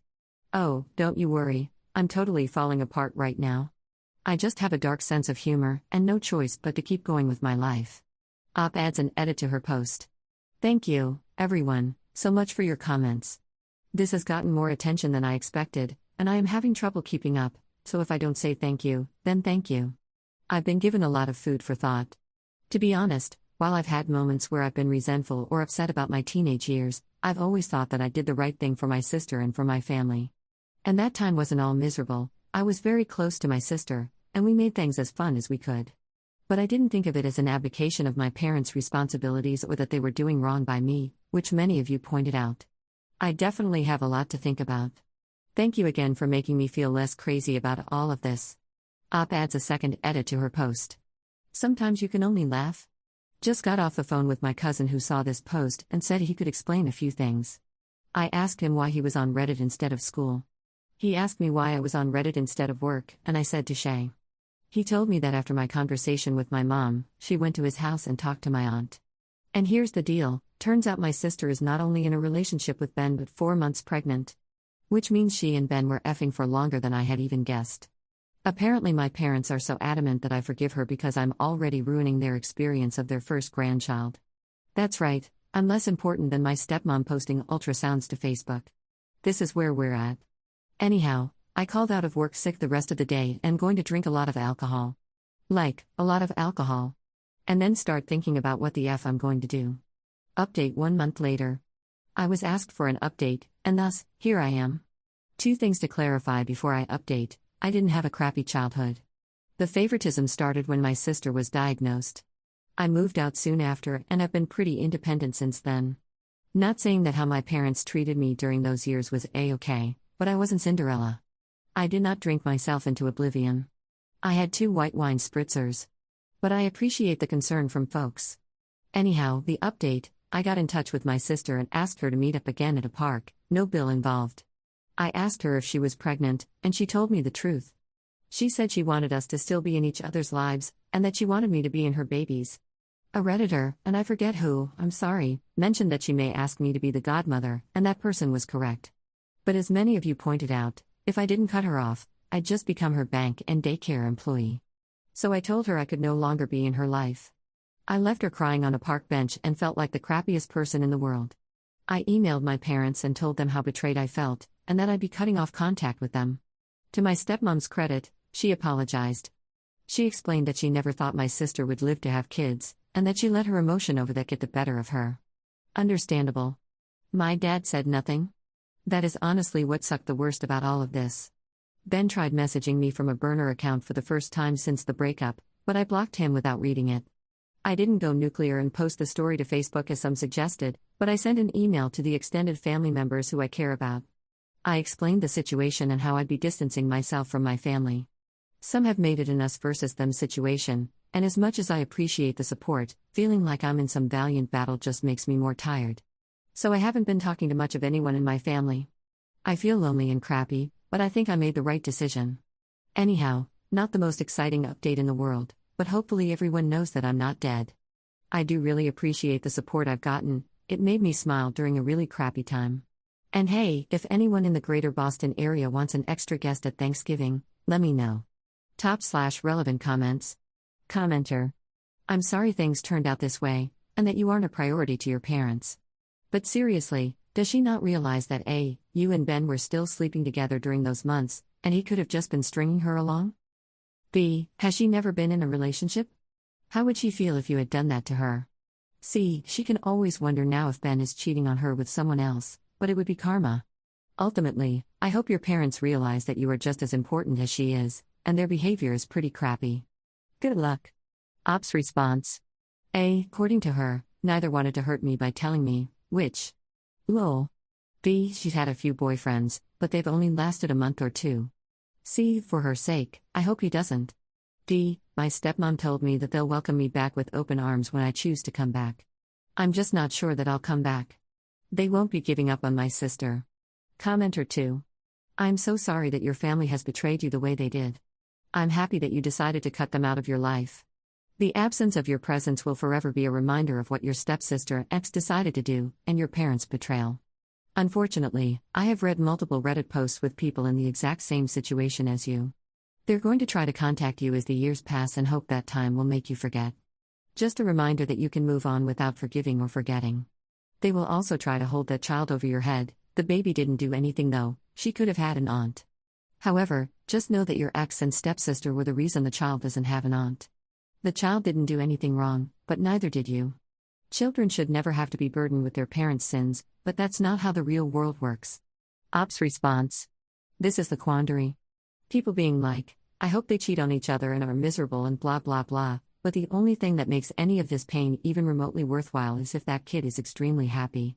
I feel sick knowing that I'm not going to be a part of their life. And I'm not going to hope that things go south for my sister and Ben as revenge, when that would cause that kid distress. I don't even know if I'm even really responding to what you're saying. I should probably just go to bed. Commenter 3. You, my friend, are smart and funny and can write the heck out of a story. Pick a friend to take to Cancun for Thanksgiving, and another to take to the Bahamas for Christmas. Write a New York Times modern love submission, and then write a screenplay. Buy a gorgeous summer place in Northampton with the proceeds, and use it as a holiday getaway with your chosen family. Retire early and wear only white cashmere. You deserve all of it? Ops response. You know what's funny? I read this and was immediately like, can't travel, my sister's immunocompromised, but then I realized, wait. I'm vaccinated, and my sister is no longer in my life, so I can travel. I can go wherever the hell I want. Thank you. I'm going to go to Santa Fe, which is a place I always wanted to go to, and my ex never wanted to go to. And I'm going to go to the Georgia O'Keeffe Museum, and then scream in the desert for a while. Not sure about the rest of that, as I could not broadcast my public humiliation in the New York Times, but the travel thing. That's a start. Second update 1 month 2 weeks later. Hi. Some people were interested in an update, so I'm spending Thanksgiving with a friend and her family, so I won't be alone. Thanks to everyone who offered to host me, it was so sweet. I'm still not in touch with my family, but I know that Ben and my sister are having problems. I know this because he showed up at my place and cried for 3 hours. I'm going to go to New Mexico in April. Planning is underway. Happy Thanksgiving to those who celebrate. Third update 1 month 1 week later. To make a long story short, my 26F breakup last summer with X1, 26M, was volcanic. He's now expecting a baby with my stepsister within the next 6 weeks or so. Since I found out about the pregnancy, he's tried to get in touch with me 6 times through email, text, burner accounts, has tried to get mutual friends to talk to me for him, and showed up to my place once. The latter was the only time I humored him. He told me he was sorry, he loves me, he doesn't want to be with my stepsister, and wants to get back together with me. I told him tough luck. He made his bed, and now he's got to lay in it with her. I haven't dated much since July because of my life's implosion, but in November a friend from college messaged me out of the blue. We hadn't talked in a long time. He, 27M, referred to as X2 for the rest of the post, and X1 were good friends but had a falling out over something fantasy football related the year after we graduated, and I stopped talking to him out of solidarity, or whatever. Anyhow, we go on a date. We click. We go on a few more dates. We become exclusive in early December. I was feeling really hopeful about this until this morning. I was supposed to meet X2 at a New Year's party last night. He got there before I left the house and texted me saying that X1 was at the party, and asked whether I still wanted to come. I declined and went to another friend's house and had a pretty good time. I tried calling X2 at midnight but he didn't pick up. I didn't think much about it. Anyhow, I go to bed late, and when I wake up this morning, I have a message from X2 saying we're done. I couldn't even respond because he blocked me everywhere. I talked to a friend who was at the party the exes were at last night, and he said the two of them had spent a good chunk of time chatting with each other, but he didn't know what they were talking about. I'm not close with anyone else who was at the party, so I don't really have anyone else to ask. Like okay, it was a 2-month-old relationship. I'm sad, but I'm not bereft. But the paranoid part of my mind is really concerned that X1 said something that resulted in X2 becoming X2. X2 has made it abundantly apparent that he doesn't want to talk to me again, and I don't want to push that boundary. But I'm so confused. I could contact X1, but I get the feeling that will open a floodgate of drama. I could also try talking to other mutual friends to see if they've heard anything, but I also don't really want to spread this as a rumor if it wasn't true. I don't know. I'm at a loss. Any advice here? I'm spiraling thinking that my ex is going to try to ruin every relationship I have for the rest of my life. Top/relevant comments. Commenter. No way, I came here after reading your last posts. Your first ex-boyfriend is the biggest jerk from Reddit. He will make your life a hell if he has the possibility. I would recommend you try to speak with your second ex. I'm really sure that he has been told a big lie. Oh my god, I'm so sorry. If I were you, I would threaten him, telling him that if he continues messing with your life, I will go to the police. I know it seems to be a little extreme, but a little scare doesn't hurt anyone. Ops response. X1 is a jerk, but I was just being paranoid here. X2 got wasted and hooked up with someone else at the party. He knew that cheating is unforgivable to me, because of aforementioned X1, which he knows all about, freaked out, and blocked me so he would avoid an uncomfortable conversation. A friend of his got in touch with me yesterday to tell me for him and to tell me that he's sorry. 27 years of age and getting a friend to be his carrier pigeon because he's a coward. I sure can pick him. Fourth update 2 weeks later. My last 2 partners have cheated on me. The first was a very serious relationship. We lived together, we talked about marriage and buying a house. He even took 2 pictures of us as kids and photoshopped them together to show what our kids might look like one day. The result was terrifying but hilarious, and I had it as the background of my phone for a month. I walked in on him sleeping with my stepsister. Now she's pregnant, due in the near future, and he's with her. I know he's not happy. I know he regrets what he did. I know that he loved me. And none of that stopped him from effing my stepsister in our bed. I've spent so long now being upset at her and writing him off as just a bad decision that I wasted time on, but now I find myself mourning what we had. My stepsister and I grew up together and have loved each other most of our lives, so it felt like that was the betrayal. But he and I chose each other. Out of all the people on the earth, we looked each other in the eyes, committed to each other, and made the promise to stay faithful. And he lied. And he lied and he lied and he lied. And he let me go on loving him while he lied. And then a few months ago, another guy came into my life, and for the first time in ages, I felt hopeful. I thought to myself that maybe I could actually move on and live my life. I wasn't in love with him, but he was the kind of man I thought I could fall in love with. We were exclusive for about a month. Before we made the decision to be exclusive, I told him everything that had happened with my first ex and told him that I could never be with another cheater. I woke up on New Year's Day to a text saying we're done. When I tried getting in touch, I found out he'd blocked me everywhere. It turns out he met someone at a New Year's party and hooked up with her. Instead of telling me, he just blocked me everywhere and sent a lackey to message me a few weeks later with the real story and a half-assed apology. I want to be angry, and maybe a part of me is. But as I'm sitting here, I'm just thinking, what if it's me? What if I'm just not lovable? What if it's never going to happen for me? The thing is, I've been a pretty confident person. I went through BS as a kid, but I got through it and grew stronger. I'm pretty good looking, though I've admittedly put on a little weight in the past couple weeks. I've been told that I'm fun, I hold down a good job and make decent money. I also live my life according to my values. I've always put my family and partner first because that's just how I believed it should be done. And I thought that I would be prioritized in turn. I've lost most of my family because they'd rather have my stepsister's baby in their life than me. My friends have been fair weather for the most part, and I know that I'm a laughingstock in my friend group, as much as they pretend to pity me to my face. I feel the little spark I've always had fading. I don't chime in on conversations anymore. I've stopped putting on cute clothes when I go out. I don't plan anything, so I don't have anything to be disappointed about. Soon I'll be the same age as my mom was when she died. I never knew her, but I've always loved her, thinking of her watching over me. I don't remember the funeral, but it was one of those funerals where there wasn't a dry eye in the house. She lit up a room. People tell me she was a good woman. In my worst moments, I wonder what it would be like if I died right now. Would anyone cry? Would anyone care? Would anyone even come? Anyhow, sorry for writing a novella. Just not sure what to do anymore and who to talk to. If you read all this, thank you. /relevant comments. Commenter. Did you go no contact with your stepsister? What was your father's response? Have you gone to individual counseling to help overcome the betrayal trauma? You should also work on your picker in counseling. Your mom would be proud of the person you have become. You are loyal and kind. Continue making her proud by putting your needs first. Send a big F you to everyone else that has harmed you. Ops response. I'm no contact with my stepsister, my dad, and my stepmom, as well as a good chunk of the rest of my family. Initially, my stepmom and my stepsister tried to get in touch to make amends, but have since been good about the boundaries I've put up. My dad hasn't said anything or reached out at all. I've had a few bad experiences with therapists as a teenager, which makes me hesitate to go to counseling again. But I know it's something I should be looking into. Thank you very much. I appreciate your reading this and your kind response. Commenter 2. You know, you've had a rough time the past few months, and I'd be surprised if you weren't feeling a little down. Therapy can be very helpful. There was a period in my life for about 3 years when everything was basically crap. My father figure had died suddenly, I was robbed, lost my job, and my husband was cheating on me. Some days I couldn't face getting out of bed.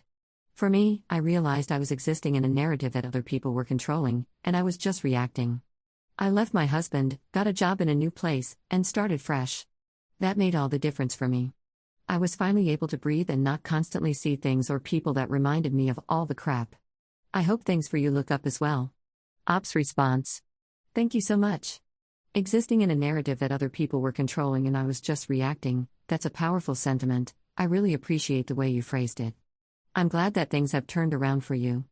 I struggle with what my next steps should be. I've been told by multiple people to try moving away, but to me it feels like losing. Maybe that's the wrong way of looking at things. 5th update 4 months 2 weeks later. Hello folks. I thought that things on the internet died after a couple of days, so color me surprised when I still get requests for updates on the regular. Long story short, I don't have much to update. I didn't end up going to New Mexico because I, conveniently, got COVID the week before I was supposed to go. The baby was had, but I have had no contact with the baby or their parents. I've done a pretty good job of insulating myself from news about them, the rest of my family. My life is pretty much the same as it was.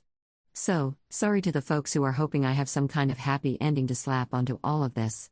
Things are improving just because time barrels on, and you can grow numb to most anything given enough time and distance. But I have had no grand revelations, have not met the love of my life, nor had elaborate revenge on those who have wronged me. I'm going to Europe for the first time in October, though. So that's exciting. I will say this. While I appreciate the solidarity and sometimes colorful language used to describe my sister and Ben in my DMs, I wholeheartedly ask everyone reading this not to waste their energy on hating them. They're now parents to a newborn, and regardless of the things they've done in the past, I hope that they can come together as a happy family and raise their child in a loving, healthy home. Hating them doesn't do anything for anyone, including ourselves, in the long run. Anyhow, that's the non-update update. I promise that if I meet the love of my life at the top of the Eiffel Tower, or more likely, stuffing my face with waffles in Bruges, I will post another update. Until then, you can assume that I am living, trying my best, and am very appreciative of all of the people out there in the world who have read this saga and reached out with support, even if I have not had the energy to respond to everyone. 6th update 3 months 1 week later. Hello. So, it's been a minute, but I still get messages from folks asking how I've been, and I'm up too early and a little bored, so I thought I'd give you the answer. I'm good. Made a lot of really positive changes in my life, and I am in a much better place, physically and mentally, than I was last year. To answer some specific questions, no, I'm not in contact with my family. The last straw was in spring 2022. My dad emailed me to ask if we could get lunch and talk. Me, having always harbored the secret and foolish hope that we'd reconcile and go back to normal, agreed. I arrived at the restaurant and waited 2 hours. When my server gave me a free dessert on the house with a pitying look, I called it and went home. Later, I got an email from my stepmom, which I'm sure was full of excuses, but I didn't read it. But, the really positive outcome of that was that it made me realize that I needed to move far away and not come back. Which I did. I'd always been really scared to move away from my family, but since I don't have one anymore, I ended up somewhat spontaneously moving halfway across the country. The spontaneous move was stressful and expensive, but I can now say that moving was one of the best decisions of my life. I ended up reconnecting with an old friend and falling in with her friend group, who are the loveliest people. I've never felt safer or more supported, and I feel so lucky to have them in my life. And it's less humid here. That's a big win. One of our friends is a counselor who helped me find a therapist that I really click with. And it took a few tries and a therapist who didn't immediately want to do CBT with me, which just isn't my thing, but I found someone I really connect with. I'm now doing IFS therapy, and it has really changed my relationship with myself and helped me realize all of the hurt and pain I've been holding on to and start to heal. So, y'all were right, and I needed to go to therapy. Give yourselves a pat on the back for that one. I also got diagnosed with depression and am taking medicine for that. It was a bit hard to stomach as someone who always saw her value as being the happy person who takes care of everyone all the time, but it turns out that sometimes when your needs aren't met as a kid, you end up becoming the happy person who takes care of everyone all the time because you're afraid that if you show the slightest bit of unhappiness, you won't be loved anymore, and that's effed up. I also met a guy. And I know you're all saying, no. Your decision-making around men cannot be trusted. But I assure you that he's different. Instead of rolling his eyes when I'm feeling off, he'll either just quietly lay on the couch with me or go for a walk, or he'll say really dirty things to me in his spot-on Kermit the Frog voice until I'm laughing so hard I can't focus on anything else. And bonus. He's far too busy painting Dungeons and Dragons minis to find the time to cheat on me, so I'm not even worried about that. I did have to invest in a somewhat elaborate Renaissance fair costume, which is not something I had imagined for myself, but I'm having a great time. I'm gonna marry this dude someday. As for Ben and my sister, as far as I know, they're still together. Every so often, she tries to get in touch with some manner of burner account, but I ignore all of it. I'm still bummed that I'm not going to be a part of my nibbling's life, and I do, honestly, still really miss my family, but I know this is right for me. Sorry I don't have any salacious info on them, since I know you're all really here to hear about their karmic downfall or whatever. But on my end, things are good. Better than they were before I found out I was being cheated on. My current life is built on real contentment, not fear disguised as shallow happiness. It's not perfect, and I have a lot of problems that I'm working through, but I'm proud of myself, and I think my mom would be, too. So that's the update. I think it's going to be my last one. At least on this account. Thanks Reddit for supporting me and making me smile through some of the worst, weirdest points in my life. May you, too, be blessed with internet strangers who cheer you on and offer to sabotage the lives of the people who do you wrong. /relevant comments. Commenter. Crappy of your father to stand you up like that and not even have the courtesy to email you back himself, but instead let his wife send an excuse-filled email on his behalf. I'm glad you didn't read it, and I'm glad you left them behind. You don't deserve to be treated like that, especially by your father. Of all people, You'd think he'd be the one in your corner, considering you're his bio daughter. But he'll have to live with his choices. The fact that your stepsister keeps trying to reach out is pathetic. Her choices imploded your life, and the least she could do is leave you alone. If she cared about you and your feelings, she would leave you alone and let you heal. But I imagine she's reaching out for her feelings, because she doesn't like feeling guilty over the damage she caused. So effing what, that's her cross to bear, not yours. I hope there's still some cousins or an aunt and uncle that you were able to stay in touch with, at least on your mom's side, your bio mom, not stepmom. But if there isn't, that's still okay. It sounds like you've created your own family where you are now, and that means so much more. I'm glad you're at peace, up. 7th update 8 months 1 week later. I'm engaged. Sparkly heart emoji party popper emoji ring emoji. Top/relevant comments. Commenter. Yes. I'm so happy for you, I jumped up screaming. Congratulations. You deserve all the happiness and joy. Don't contact your family. Ops response. Wasn't planning to, but they already found out because the internet is a menace. My dad's apparently having a total hissy fit because my fiancé didn't ask his permission. Oh well. Sucks to suck, I suppose. Commenter 2. Congrats. Will it be a Renaissance theme wedding? Wishing you all the very best, Op. Op's response. It will not be. My future mother-in-law would kill us, said with much affection. Story 6. I caught my boyfriend deep in a web of lies, where everything he told me about having a poor and similar upbringing to me was not true in the slightest, and he has not been financially saving his parents, they are actually the ones funding his entire life. Posted by you/intelligent_ad3412. I'll try to make this as short as possible, but it's going to be long as hell because there is so much lying going on. My boyfriend, 32M, and I, 28F, have been dating for almost 3 years, living together for 2. We have a pretty good relationship, obviously with ups and downs, but we make it work and are happy. A little background on me/my boyfriend for context: I come from a single-parent home. My father was absent. My mother was/is by no means perfect, but she did her best with what she had. We were poor. Life was never easy for us, but we had each other. Since I was pretty young, I've wanted to pay her back someday. I've worked incredibly hard to be able to do so. I help her financially as much as I can and regularly pay her bills, send her cash. I'm also her only living child now, as my brother passed away 5 years ago, which basically left me to help her. I don't care, I love my mother, and the right thing to do is to help her when she needs it. But it is stressful. This is relevant because my boyfriend described coming from a somewhat similar past, and it is something we have bonded over. Having the mutual experiences seem to bring us closer. He told me he also helped his parents financially, and we would often vent to each other about the stress it brings. I'm not one to confide in many people, so having someone who I felt like actually understood me was meaningful to me. So here is where the lies come in, and I need someone to either tell me I'm not crazy and this is effed up, or that I am crazy and this isn't a huge deal. I'm fine with either. When we met, my boyfriend lived in a condo in a pretty swanky part of the city. I live in the US Northeast. He told me he owned that apartment/condo. I found this to be interesting, because he was 28 at the time, and I know this property is upwards of $650,000 on the low end, and he was in an entry-level job for only like 2 years, so the numbers just didn't really add up. Whatever, maybe he's good at saving? But then, since living together, I never once saw a piece of mail for a mortgage payment, electric bill, taxes, nothing. Not for 2 whole years. Very odd. Also, when we started living together, he didn't have his room rented out in the former apartment yet, so he was still responsible for that portion of the rent. He would send a Venmo payment to his mother on the 1st of every month for his portion. I don't own property, but I can't think of a scenario where I would Venmo my mother to pay the mortgage on a property I supposedly own. Getting more odd. He would then go to his parents' house for an afternoon and come back really upset. Usually, when I would ask why, it was because they were having financial problems and he needed to help them out. I totally understood this and supported him. He literally has cried on my shoulder about this many times. He tried to start a company years back and ended up getting into debt somehow. He told me this debt was $17,000 and that he paid it off. I'm confused because I met him only 2 to 3 years after the supposed debt accrued, company dissolved, and it was already paid off.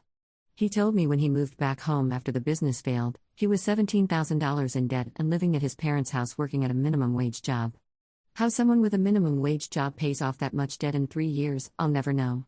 We got into a fight a few weeks ago and I finally had enough and confronted him about these things. Long story short, he doesn't help his parents, they actually pay his phone bill, and this was all a lie. He doesn't own that apartment. He didn't pay off that debt from his company. He initially told me his parents helped pay it off and then, like 3 minutes later, came clean and said that his business partner paid it off, so I have literally no idea what the truth is there. If anything, in my eyes, his parents are the ones who are financially supporting him. So now, I'm dating a 31-year-old man who doesn't pay his own phone bill, was lying to me or completely fabricating aspects of his life for 3 years, and then when confronted about it, continued to make up lies and then came clean about them 5 minutes later. I'm obviously concerned that he could lie for this long, about fundamentally important things like our values and so on. I sincerely thought I would marry this man. He seemed to understand me like no one else and to be a truly caring and genuine person. Now I'm having a hard time rationalizing actually planning a life around someone who would not only lie about their background and family, etc., but also financial aspects. Aside from that, I now can't tell what is the truth and what is a lie. I've also noticed other things he has lied about, called him out on it, and he has denied it outright to my face. I see this as a form of gaslighting as I know I'm not wrong, but he is trying to convince me otherwise. Am I overreacting? Is this a white lie that went haywire? Or is this actually a series of complete and utter BS used to manipulate me? And also, is it insane for me to actually consider a life with this man? Any advice is appreciated. /relevant comments. Commenter. So who does own the condo? I could get if he maybe at the start was like, yeah, me too, because he felt awkward you help your mom so much and he gets so much help from his, and he didn't want to seem spoiled. Not a good enough reason to lie, but I would understand it, but he went as far as to constantly lie, pretend to be upset when he came back from visits, and kept adding to the lie. He seems very manipulative. For all you know, he was telling his parents you were in dire financial need. Ops response. His parents own it. I get the trying to relate part, but he has painted this picture of this really underprivileged life, and it's just not true. I started to question, obviously, when I realized his parents own a nice house in a nice part of a major city. They also clearly own this condo. I grew up poor, and literally nobody I'm related to owns 2 properties, both in expensive parts of a city. I'm not saying it's impossible, but he fabricated this big struggle that I think was, at most, like 2 years long when his parents first moved here. Also worth noting that yes, he has told his parents things about me that I specifically asked him not to, personal things about family issues, and then lied about it to me. Admittedly, not my proudest moment, but the lying got to me. I went through his phone and saw him texting his mom about it. Commenter 2. My hard-won advice would be to walk away because I predict, or fear, there are more lies. I got married to a woman who, for the first 6 months of our relationship, made me believe that her best friend sometimes lived at her house when she was in between places. Her best friend turned out to be her ex, who still lived in that house but would leave every weekend when I came over. Her reasoning for lying, she was scared I wouldn't date her if I knew she was living with her ex. Back then, I was 25-26, I truly wanted to believe in second chances and also tried to understand the lie. I ended up marrying someone who lied about so many things, all the time, big and small, and justified cheating on me and treating me like crap all the time. It took me years to build trust with a partner after the divorce, and I still don't really. I'm in therapy for it. The thing about your partner lying, what he basically did was forge a connection out of something he knew would touch you in some way. My ex-wife did the same thing. I was vegan, of course she was vegan. I was straight edge, of course she never drank either. I loved reading and poetry, etc., of course she was into the exact same things. It seems like small things to lie about, but what happens is that you fall in love with someone that doesn't even exist. Who is your boyfriend, if not the person he made you believe he was? Someone financially not very responsible? Someone who you may not be attracted to in the long run because he determined what your core values are, realized he does not match up, and thus created a persona you would like? What's more concerning, he lies, keeps lying, and seems to show no remorse or deeper reflection on what prompted his behavior in the first place. I don't see him do much to earn your trust back at this point. I would put a pause on this relationship, call it a break or whatever if you are not ready for a full-on and just yet, and think about how this all affects you and how things could go forward from here.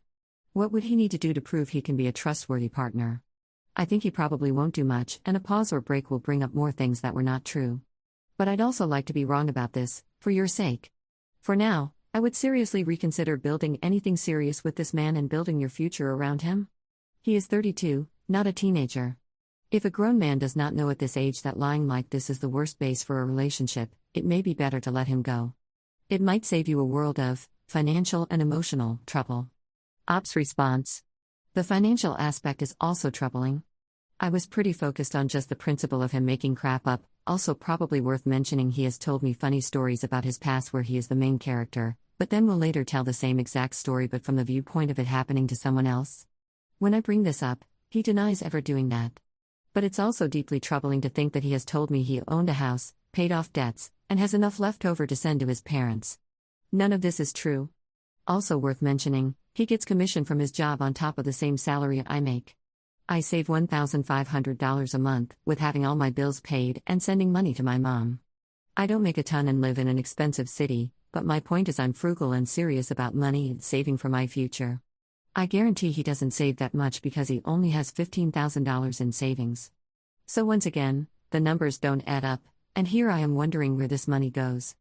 I'm rambling, but I'm at a loss here, so I'm just trying to get all my thoughts out. Thank you for taking the time to respond. I have this vision of myself at like 35 with a couple of kids and finding out about some other really serious lie, and it terrifies me. I'm also really scared because, to be honest, I find it hard to open up to new people over fear of them judging me for my past. It's a mess lol. Commenter 3. I'm also really scared because, to be honest, I find it hard to open up to new people over fear of them judging me for my past. It's a mess lol. Why is that? I absolutely don't want to downplay your experiences. I was also raised by a single mom who struggled financially, but it doesn't sound like anything that's shocking or out there. You grew up poor. What's shameful about that? You're doing well in life now, aren't you? Surely that's something to be admired, not something to be judged for.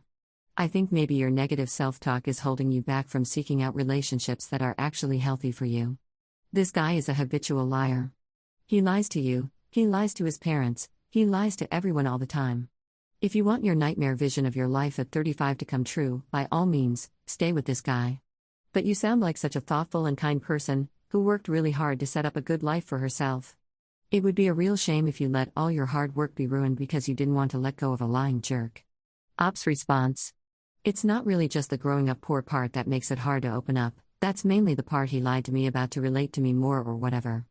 I have a lot of trauma. I could write a book, and they would ban it in schools if that gives you any idea. This is why the lying bothered me, because he made it seem like, at least on some level, we had common ground. I would have loved him either way, but I'm not going to lie and say it wasn't a relief to be with someone who I thought understood me to some extent. But that's why it's even more hurtful, because I also shared things with him that I've never told anyone, and that were very traumatic. He sympathized, and in most cases said he had been through something similar, which was a lie. Up to a deleted commenter. I'm not bothered by the fact that his parents help him out either, I guess. But if I'm being honest, it does make me think differently of him because he has complete financial ability to take care of himself and just lets them pay his way. And then lies and says it's the other way around. And then cries to me about how his life was so hard growing up and how poor he was to try and relate to me, when that's obviously not the case. I find it offensive, I guess, because as someone who actually grew up severely underprivileged and worked my bum off to get where I am, I feel like it's a weird form of, stolen valor? Completely wrong terminology, I know, but I'm just saying he plays this part of a dude who had nothing and made something out of it, and it's just not true. I wouldn't think he was a bad person if he had a good life. Hell, I would have killed to grow up the way he did.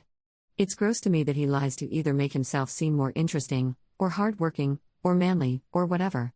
I don't even know. Update 3 months later. My previous post got more attention than expected, so I figured I'd update. Well, it's over.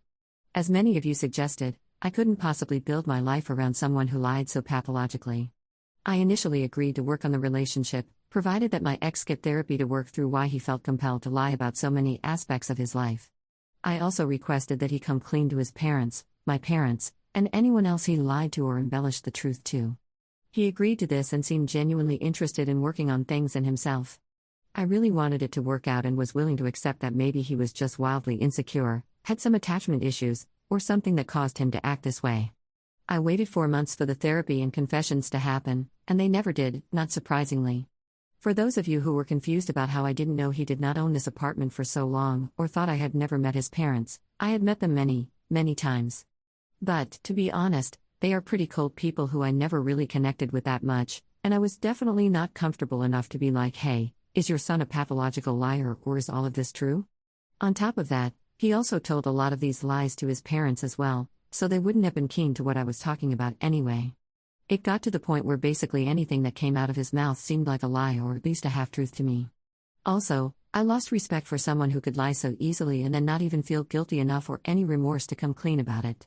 I'm pretty honest, almost to a fault, so the cognitive dissonance there that occurred from being with someone who had basically opposite values from me was tough. I'm sure there were a lot of other things he was hiding, but I don't even care. I've been single and living alone for a week, and to be frank, I'm smashing it. I'm now responsible for 100% of my rent and I barely have any savings left, but I still feel like a giant weight has lifted off my shoulders. Crazy how that works. I want to thank all of the people who gave me the hard truth straight up and encouraged me to leave. Even though it was all coming from internet strangers, it still helps to hear people tell you that you deserve more than what you're getting. I'm so happy, and I must be giving off a much better vibe because I've already had 2 dates and been asked for my number a handful of times. I'm a server at a restaurant, lol. I sound like a cocky jerk, but God, does it feel good to remember you're not as worthless as someone made you feel. Thanks, Reddit, and if any of you are in a relationship with someone who is like this, GTFO and don't look back. /relevant comments. Commenter. He had every opportunity to come clean and didn't. Not only is he not helping his parents, but he sounds financially irresponsible. Did you ever find out how he racked up that much debt? It could be drugs, hookers, gambling, who the F knows. I think you made the right decision. Best not to think too much about it, but I'd be too curious not to do some more digging. That was likely the tip of the iceberg. I could forgive him if he said he came clean after a month or so and said he was insecure and just wanted me to like him or something, but the continual deceit and web of lies is too much. 3 years is a long time to lie. Ops response. I'm pretty sure even to this day, he hasn't come clean to his parents, even though he told me he did when we broke up. He came by last night to grab the last of his things. His dad was downstairs waiting in the moving truck. I asked him if he had told his dad the truth, and he said yes, but then I said, okay, I'm going to go ask him then, and my ex rushed outside to get to his dad first, to let him know I was coming. I obviously didn't even end up talking to his dad, because by my ex's reaction, he clearly did not tell them the truth yet. The debt is confusing to me still, but apparently it had something to do with him starting a company with a business partner/friend, it going sour, and for some reason the situation needed lawyers? So the story goes that his business partner/friend hired the most expensive lawyer he could find, which apparently cost them $17,000. My ex said he had to pay that off. That was a lie. He actually stuck the debt with a former business partner/friend, then bounced home. Again, not sure how much of that is actually true because that was one of the things he trickled truths me on. The 3 years was very long, but what disturbed me most is that the day I decided to confront him, he continued to lie to my face, then the lie wouldn't add up in my mind, I'd press more, and then he would tell the truth. Again, not sure if it even is the real truth. Lol. Commenter 2. Good for you. You sound very mature, intelligent, and grounded. I'm curious how you ended it and how he reacted. I wish you the best, for you sound like a great catch. Ops response. It was effing awful. I went out with some friends, had 1 glass of wine, and vented to them. They didn't tell me to break up with him, but seeing the reactions on their faces was an eye-opener. I came home and ended it, and he would not leave the apartment for 2 days, begging me not to break up with him. Luckily, my uncle owns the apartment, and he's a Vietnam vet, so not a dude you wanna F with lol. I called him and told him what was going on, and he got my ex to leave. But the 2 days in between were torture and manipulation. Commenter 3. You waited 4 months for the therapy and confessions, but your previous post was 2 months ago. Ops response. It happened in July. I didn't post about it on Reddit right away because I was brainwashed into thinking they were white lies. I waited till the end of October for him to get therapy. On the 26th, I kicked him out because it never happened. That's 4 months. Geesh. Commenter 4. Glad you were able to come out of that relationship and end up in a better place. After school, I was living off $200 after rent was paid. I managed to pay phone, cable, and hydro, and still managed to eat every day. Yahoo for knowing how to cook. It's amazing how much your self-esteem goes up once you dump a bad significant other. Ops response. Thank you. Someone on another sub was telling me I was doing poorly because my savings are running low and I'm a waitress, lol, so I'm glad someone here understands that it's better to be happy above all else. Story 7. AITA for bashing my sister in the head with a Christmas present and telling her to consider me dead? Posted by you/junior_duck8089. So this situation happened in December of last year, just before I left for a college program in Orlando. I, 20F, have never gotten along with my younger sister, 18F, who has various mental health issues and personal vendetta against me I will never fully understand. She hurt me a lot when we were kids, and not in a sister's hair-pulling kind of way. We're talking burning me with irons on purpose, trying to hold me under the pool water when my parents weren't around. She's a larger girl compared, and later on I'll explain why this is, cutting my hair, cutting me with scissors, ripping heads off my dolls, and even would tell lies about me at school, like how she said I got hit by a bus and died in the 5th grade. When I was a sophomore, the issues between us only got worse and worse. I started trying to stand up for myself more, and while my mother would separate us when things seemed to go too far, because I'll admit I'm no angel, I had my share of unkind words and jabs. When we stayed at my dad's it was a much different story. He would go into his room and sleep if he got so angry he couldn't handle it, so he walked away, which would lead to my worst nightmare. While eating dinner, I tried to pause the TV to use the restroom and my sister got mad. I told her not to unpause it until I came back, but she didn't wait for me and I got upset and called her a BTCH. Again, I had my fair share of insults, but never one time had I been violent with her. I've only ever put my hands up or run away. That day, however, she decided violence would be the only answer to my calling her that, as she took the steak knife from her dinner plate and held it to my neck. It was like time froze for me. I don't even remember to this day when she put it down or how I ended up on the floor, just the smell of the food, the way it felt against my neck, and that she said she wanted to kill me. I do remember running to tell my dad, but he was out cold, and so instead I went to bed and put a chair behind my door because I was scared. I actually called 911 but ended up saying it was an accidental dial because I was scared of what they would do to my sister. The next day, my grandmother picked us up and took me to school. My mom homeschooled my sister after finding out she was bullying some girls at her school and stealing money from my grandmother's fundraiser. She also had kids sign a petition to rename me as Dumb Ho or something, where I had a full-on panic attack in the bathroom mirror. I don't know what caused it. I may sound dramatic, but I really only remember bits and pieces of what happened that day to lead me to the counselor's office, where I spilled everything. I waited in her office for what felt like a million years when my mom came in, along with a police officer and my grandma, Dad's mom. 2 days of sleeping at Grandma's later, we got a call my sister was in a jail cell for the night. She had attacked my mother, who recently had stomach surgery, and tried to hit her in the stitches. My mom ended up going to the hospital because of the bruising, and my sister was trying to claim child abuse after my mother got her to the ground by the back of her neck. She only managed to call 911 because my grandpa lived one house away and heard all the commotion. She ended up admitting to the officers she didn't want to kill my mother, but she really wanted to hurt my name because she took my life. I still don't know what she meant by that. Fast forward after various behavioral facilities, ins and outs of public school, and multiple different medication and therapy trials, she and I started to get better during the pandemic, though there was an entire city distance between us. She still made comments about me and would fly off the handle, but she hadn't been violent in a long time. Now that you know our history, let's go back to December. The first incident was when Dad dropped a Christmas present she'd gotten her dog, and the paper scratched a bit. She waited until he went back to grab more from the house and, with me in the back seat, took his phone, keys, and wallet before trying to speed off and nearly wrecking us into the neighbor's fence. My dad jumped in front of the car and started banging on the window. Mind you, her therapist had informed my dad to tell any family of ours to record this kind of behavior, so that's what I did. I sent it to my mom to talk to Dad about later. I try to seem involved as little as possible in her mental space. At Christmas with Mom, I won $200 in lottery tickets, and she won only $8, which led to her wishing me dead and leaving without any of the gifts I'd worked to buy her. And finally, the straw that broke the camel's back for me was when she lunged at me from across the room while opening presents with my elderly grandmother, so I slammed the Christmas gift in my hand right into her face. She'd seen the video on Mom's phone while trying to send herself pictures of the day. Because of this, in the eyes of some, I may deserve it, but I was done. And when she told me she hoped I got assaulted and murdered in Orlando, that she wished I never came home, and claimed I'd ruined her life, I was broken. She ran off crying, and I chased her into the other room, telling her that she should consider me a stranger. As far as she was concerned, I wasn't family to her anymore, and she was dead to me. I go home today. I have had her blocked on every piece of media or contact possible. I even deleted any pictures of us. I am done with her.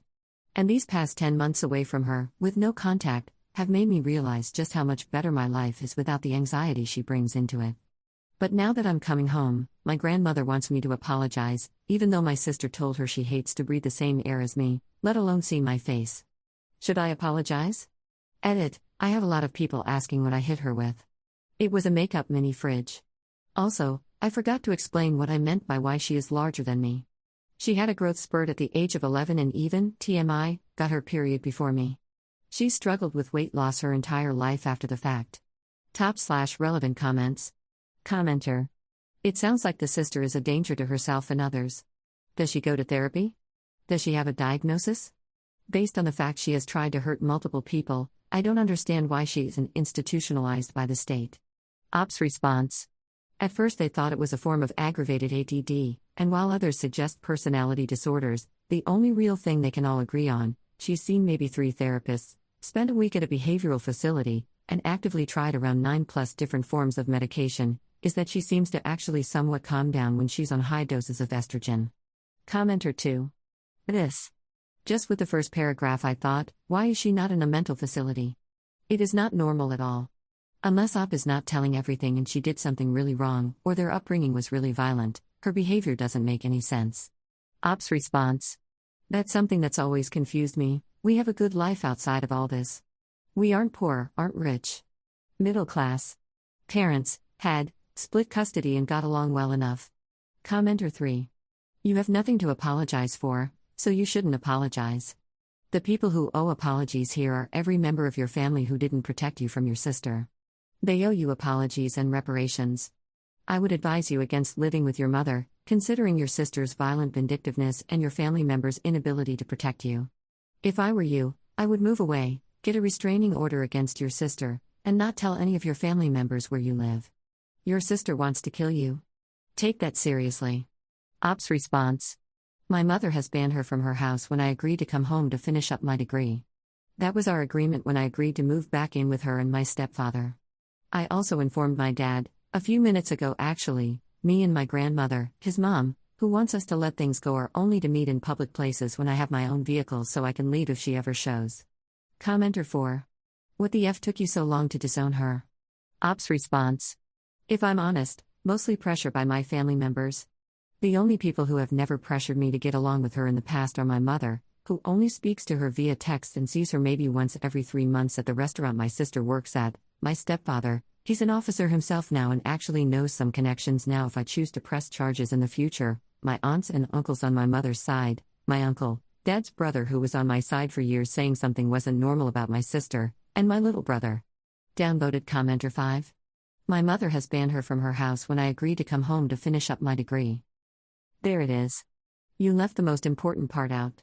Sounds like that's what she meant by you took her life, right? You said she had no idea what that could mean, but you literally took her place. I can see why the grandmother wants you to apologize. She was displaced from her home when the favorite daughter came home. How would you feel if the situation was reversed? Not to mention you are taping her and sending it to people. I wonder now what was said or done that caused her to pull a knife on you, or did that even happen? Both of you are violent and have severe issues. I hope you are getting help also. Op's response. I've tried to see in her view multiple times, but I really can't understand it. Like I said in my post, I'm no angel, and you're right to say that maybe I could have been a better person/example at times. But I'm always the one who has to say sorry. I'm the one who has to let her do what she wants and cancel plans to fit her. I'm the one who's had to cut off family because they defend her actions, and now I'm likely having to go low contact with more after coming home. I'm no angel, but I don't see how anyone deserves this feeling. I'm not looking for a pity party either, I just want advice and, honestly, to rant. I can't tell people about these things in my daily life. I'm from a small town where people talk and everyone knows everyone. Trust is hard for me here. Update 4 days later. First off, thank you all so much for your advice and kind words. When I first posted, it was, admittedly, more of a venting session due to stress more than anything, but your recommendations and encouragement have helped lift me up in ways I can't put into words.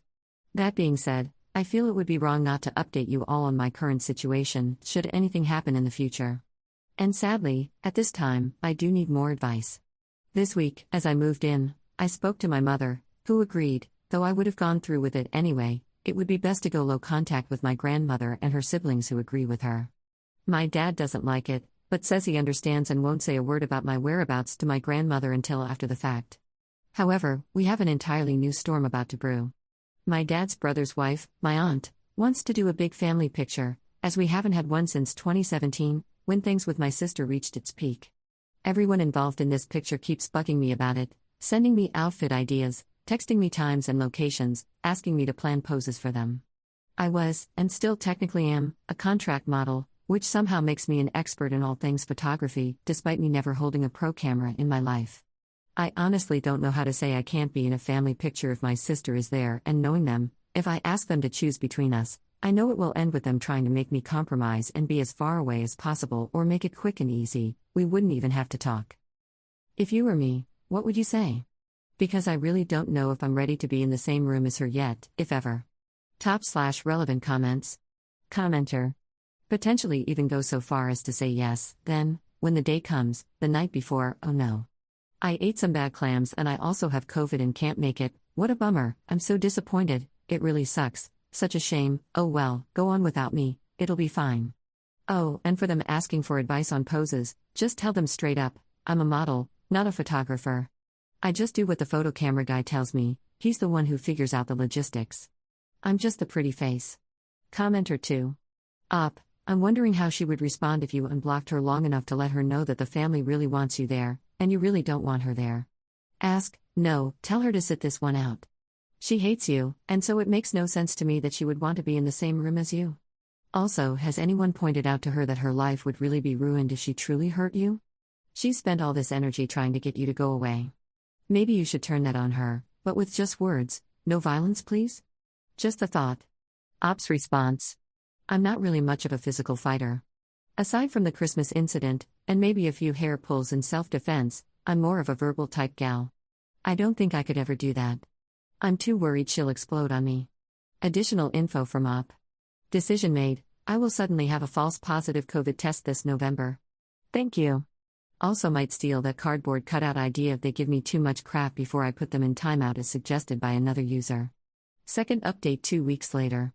Another update on my situation, since moving back home, I have remained completely no contact with my younger sister and low contact with my grandmother, dad's side.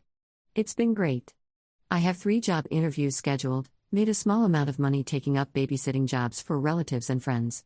I will say my dad has been much more supportive throughout the no contact process than I thought he would be. He's only mentioned reconnecting once, and after I explained my reasoning for wanting to remain no contact, he immediately dropped it. This last week, I did some home improvements at his place while my sister was at work, and our paths only crossed once, but we were in our vehicles as I was leaving, so I never saw her face to face. For those concerned about her pets, they seem to be taken care of well enough, though part of the home improvements I worked on involved flooring that swelled from where she didn't clean up the dog's urine in a corner of her bedroom. Dad now charges her rent after that. Instead of paying me, my dad decided to give me a car. It's his old one from work that he's fully paid off, and since he's getting a new truck, he won't need it anymore. The only thing is his old work car more or less became a driving trash dump. It's littered with soda cans, food bins, old welding equipment, and, as I'd soon find, unused condoms. While I was cleaning it out at my mom's place, I found a letter addressed to me under some of the trash. It seemed old enough, with stains on it from whatever rolled on top of it. My name's on it, I may as well open it, I thought to myself before realizing it was from my sister. 3 years ago. For my high school graduation. I never even knew she got me anything, and honestly, after seeing it, I don't know how to feel. I'm not sure why, but it made me second guess if I'd been too harsh on her in the past. Then I remembered everything she did and practically threw it in a drawer and walked away. That was 2 days ago. I just feel weird having it now, and while I have no intention of contacting her still, I wonder if there was ever a time she really cared for me. It may sound stupid and silly to some, but she's never actually written anything so nice to me or given me anything outside of Christmas. Not even for my birthday. Is it normal to question these things or think this way? Edit because I forgot, I am starting therapy in 2 weeks. Being a small town, the options are limited, especially with insurance. I'm hopeful I'll get in sooner. /relevant comments. Commenter. What did the letter say? Did she start acting out on you as she became a preteen, or has she always been like this towards you? Op's response. It started off when we were younger with things like cutting, burning, hair pulling, lying to people saying I was dead, etc. It has gotten worse as we've gotten older. The letter just said it was from her, and I worked hard to graduate despite my struggles with ADHD. Commenter. There are some mental illnesses that start to manifest when people reach puberty. Ops response. I still wonder to this day if it's not partly a hormonal issue. The more advice I get, and the more people I reach out to about my situation, the more I realize there is this huge emotional and mental issue, yes, but I wonder if there's a more chemical aspect to it. A little TMI, she got her period before me, and her body started to undergo its female changes. At around 10 to 12 years old, I think 11, but I can't be 100% right now. Around that same time, her actions toward me seem to get worse and worse. I'm getting tired of looking for answers I may never have, so I'm trying not to look into her mental or physical health much further. I think trying to find a cause over all these years has almost driven me insane. Third update 2 weeks later. Smaller update, I didn't get the teller job, but they kept my resume for future positions. I did, however, get a job working for my mother's boss as a secretary. It pays well, and I honestly am alone a lot, so it's been good for some self-reflection. I also got a boyfriend. He's a little bit on the countryside, and we've had a few political debates, but I've never had a guy make me feel this way. He's become a major supporter of me and is actually a prison guard and state trooper hopeful. I guess opposites really do attract sometimes, because while he's out hunting deer, I'm watching RuPaul's Drag Race reruns. I also dropped out of college. I couldn't handle it atop all my other personal issues. The bigger updates, as my caption says, my family has been hit hard by my mother's recent cancer diagnosis. At first, we were told since it was her thyroid, which according to the doctor is the best type of cancer you can have, it should be a simple removal. Turns out it's much more serious than that. I'm going to only speak lightly on it, as we are waiting to learn more before we tell anyone outside of direct family, and I want to properly update on the situation. Now for the latest thing my family has tried to pull. I made a deal with my family. If my sister is there, I won't be, unless they make sure she stays a number of feet away. After that, we go back to our regularly scheduled no contact. Everyone seemed fine with that. I said I'd get in a picture with her and Dad, who, despite our issues, I know would take her down if she tried anything. Am I going to put myself at some risk? Yes. But unlike the rest of my family, I'm driving myself and can leave at any time. Plus, I'm a former model with the photographer they selected, and he has been aware of our situation for some time as a close friend, which gives me some comfort that he'll move us as far as possible for photos.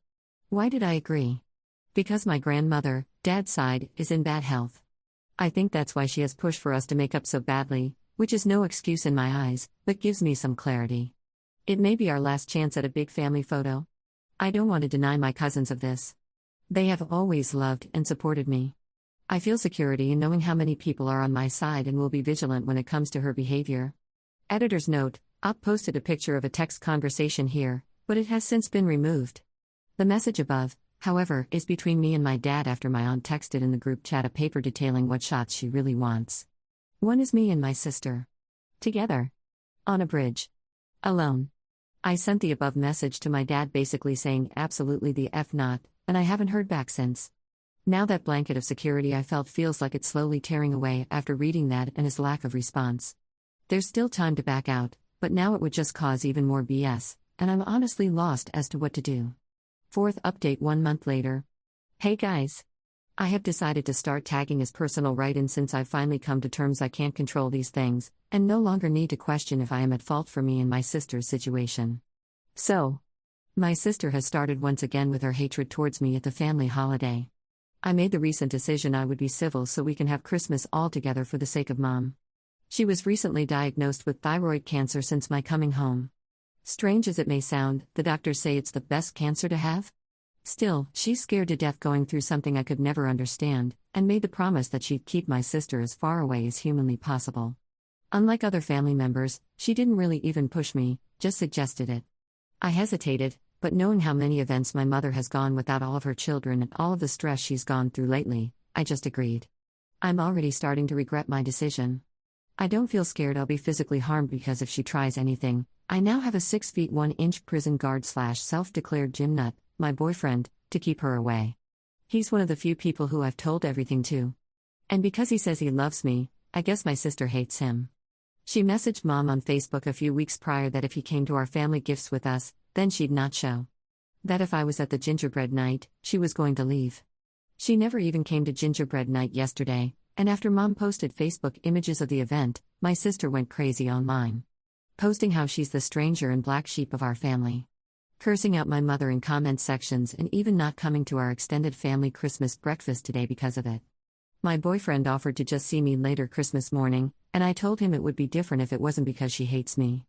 Like, if mom wanted it to just be family, I may be less comfortable, but it's fine because she never stays long. But she's targeting my boyfriend because she hates me, and refuses to show because of me being there. I just know I'll feel a lot of guilt because mom is going to be so hurt, and I really don't know if she'll come. I don't really need advice here. I guess I'm posting today because my mind is full of holiday worry for a mom who may not be here next year and has always supported me through this. Top/relevant comments. Commenter. If this is real, I have no idea why you would put yourself in this situation again. Ops response. I don't want to, truly, but family means everything to me, and I do just about anything for my mother except be alone in a room with this person or somewhere with people I know will always turn a blind eye to what she does. It's unlikely my sister will come, and a big part of me is praying she doesn't, but I know my mother will be hurt. Like someone else said, holidays come with unrealistic expectations and disappointment. Add that with her medical situation, which I must say, the more people message me, the better I feel about it, and it just makes things so much worse in my mind. Commenter 2. This is not within your power to fix, so set that particular guilt aside. You cannot control your sister. You cannot fix her mental health, or control her reaction to anything. Therefore, you cannot provide that perfect family reunion for your mother. You can show up for your mother, and that's it. In fact, you should probably not even try.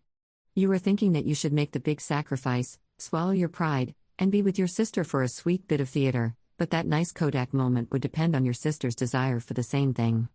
But remember, your sister was not asked if she was on board with your plan, nor would it be a good or remotely realistic idea. So by absenting herself, your sister is probably doing the wisest thing. Your mother seeing you one at a time is much better than having you two get together and having a repeat of the huge fight. Part of the reason holidays make people sad is that they put wildly unreasonable expectations on them.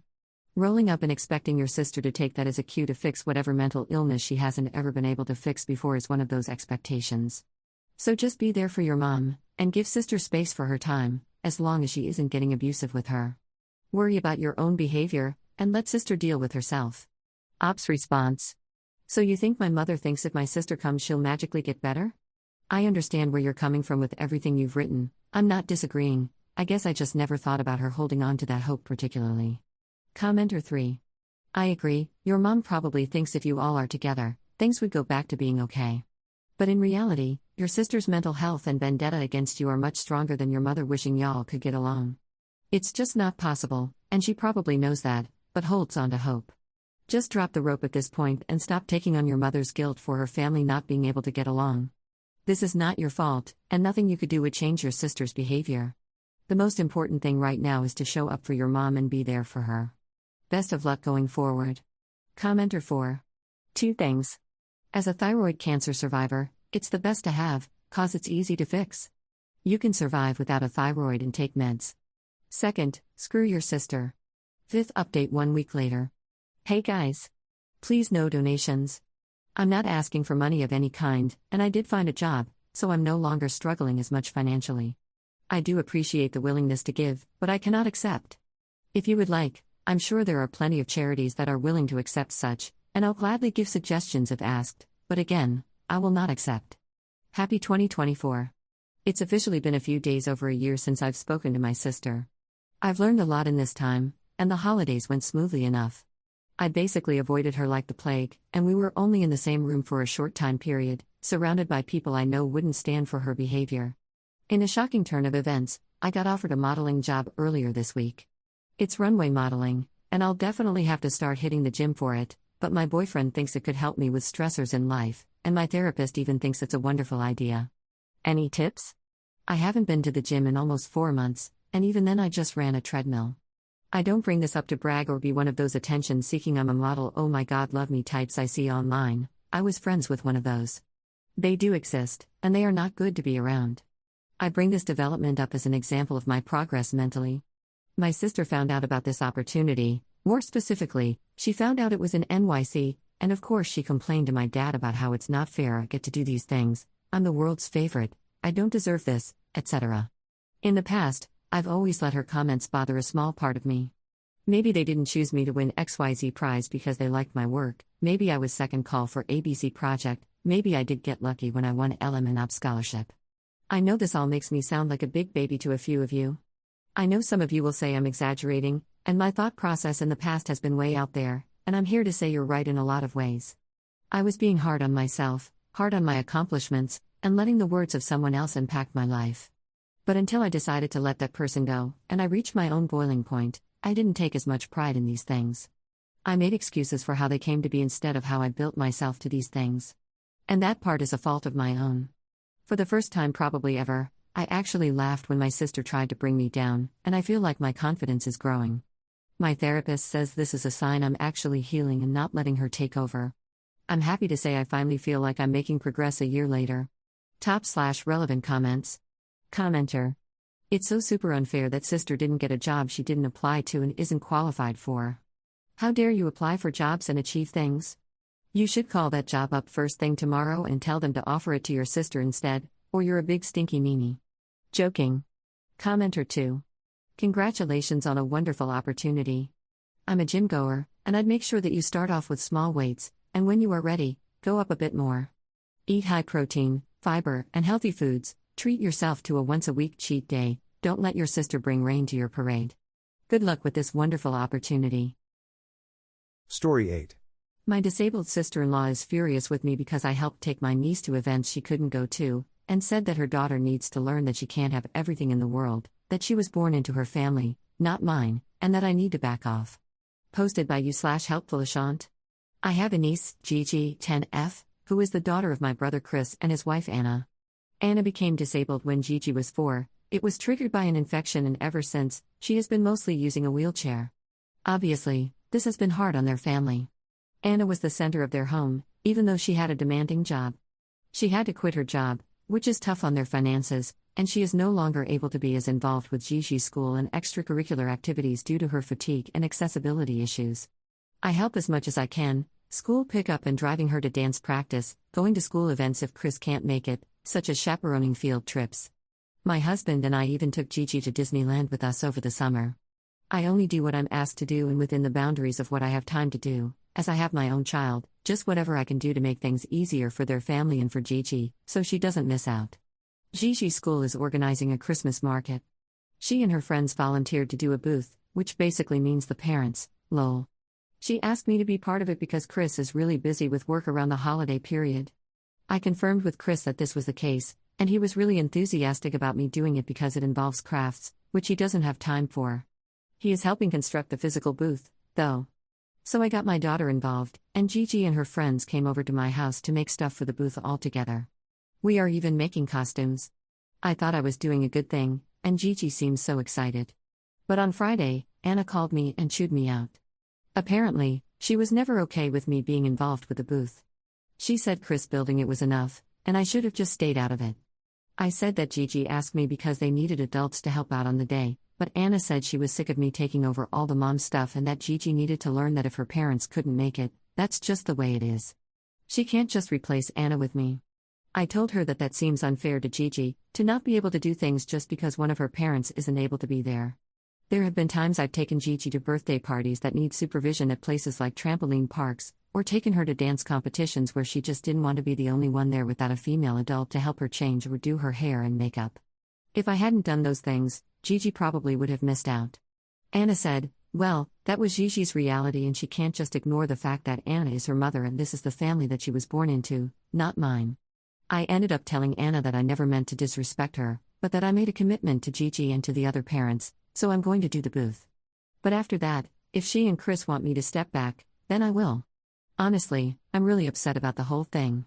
I have my own child, it's not like I'm trying to play mom to Gigi, I just want her to feel supported and not miss out on anything. Chris does his best, but he works crazy hours to support Anna and Gigi. I thought it was a good thing that they had a village to help out, as Anna's family isn't local. I thought since Gigi would come to me for these things that we were doing right by her. It seems so unfair that she should not have the same experiences as her friends because of something out of everyone's control. But I'm not her parent, and Anna is, and if Anna doesn't mind Gigi missing out, then maybe that's not my business. My own mom thinks Anna is being unfair to Gigi with this request, but my mom was the super involved type, And I know there are tons of kids whose parents don't make it to everything. So maybe we're just an overbearing type, and I went too far. Am I the jerk?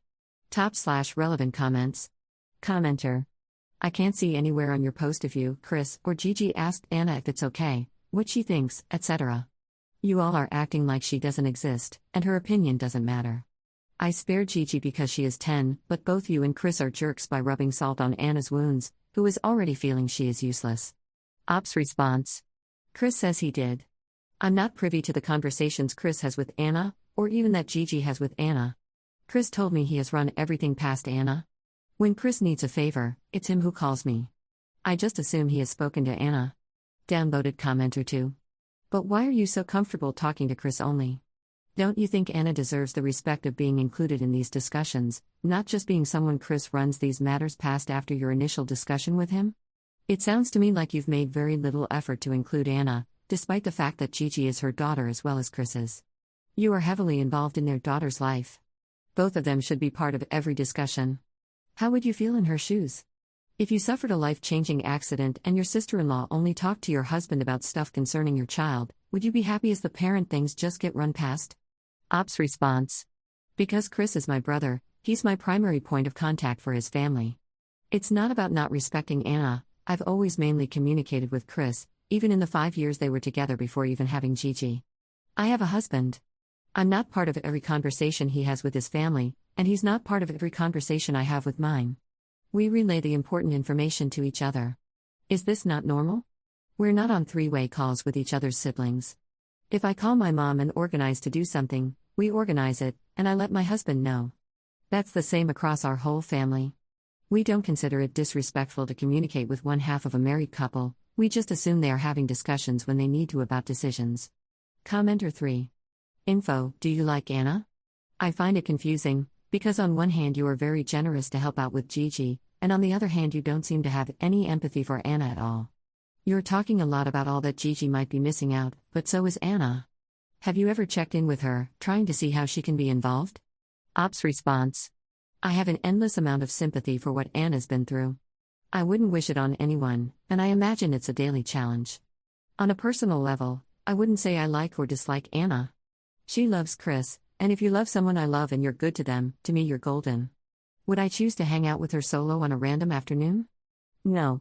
And I wouldn't be her choice of companion either.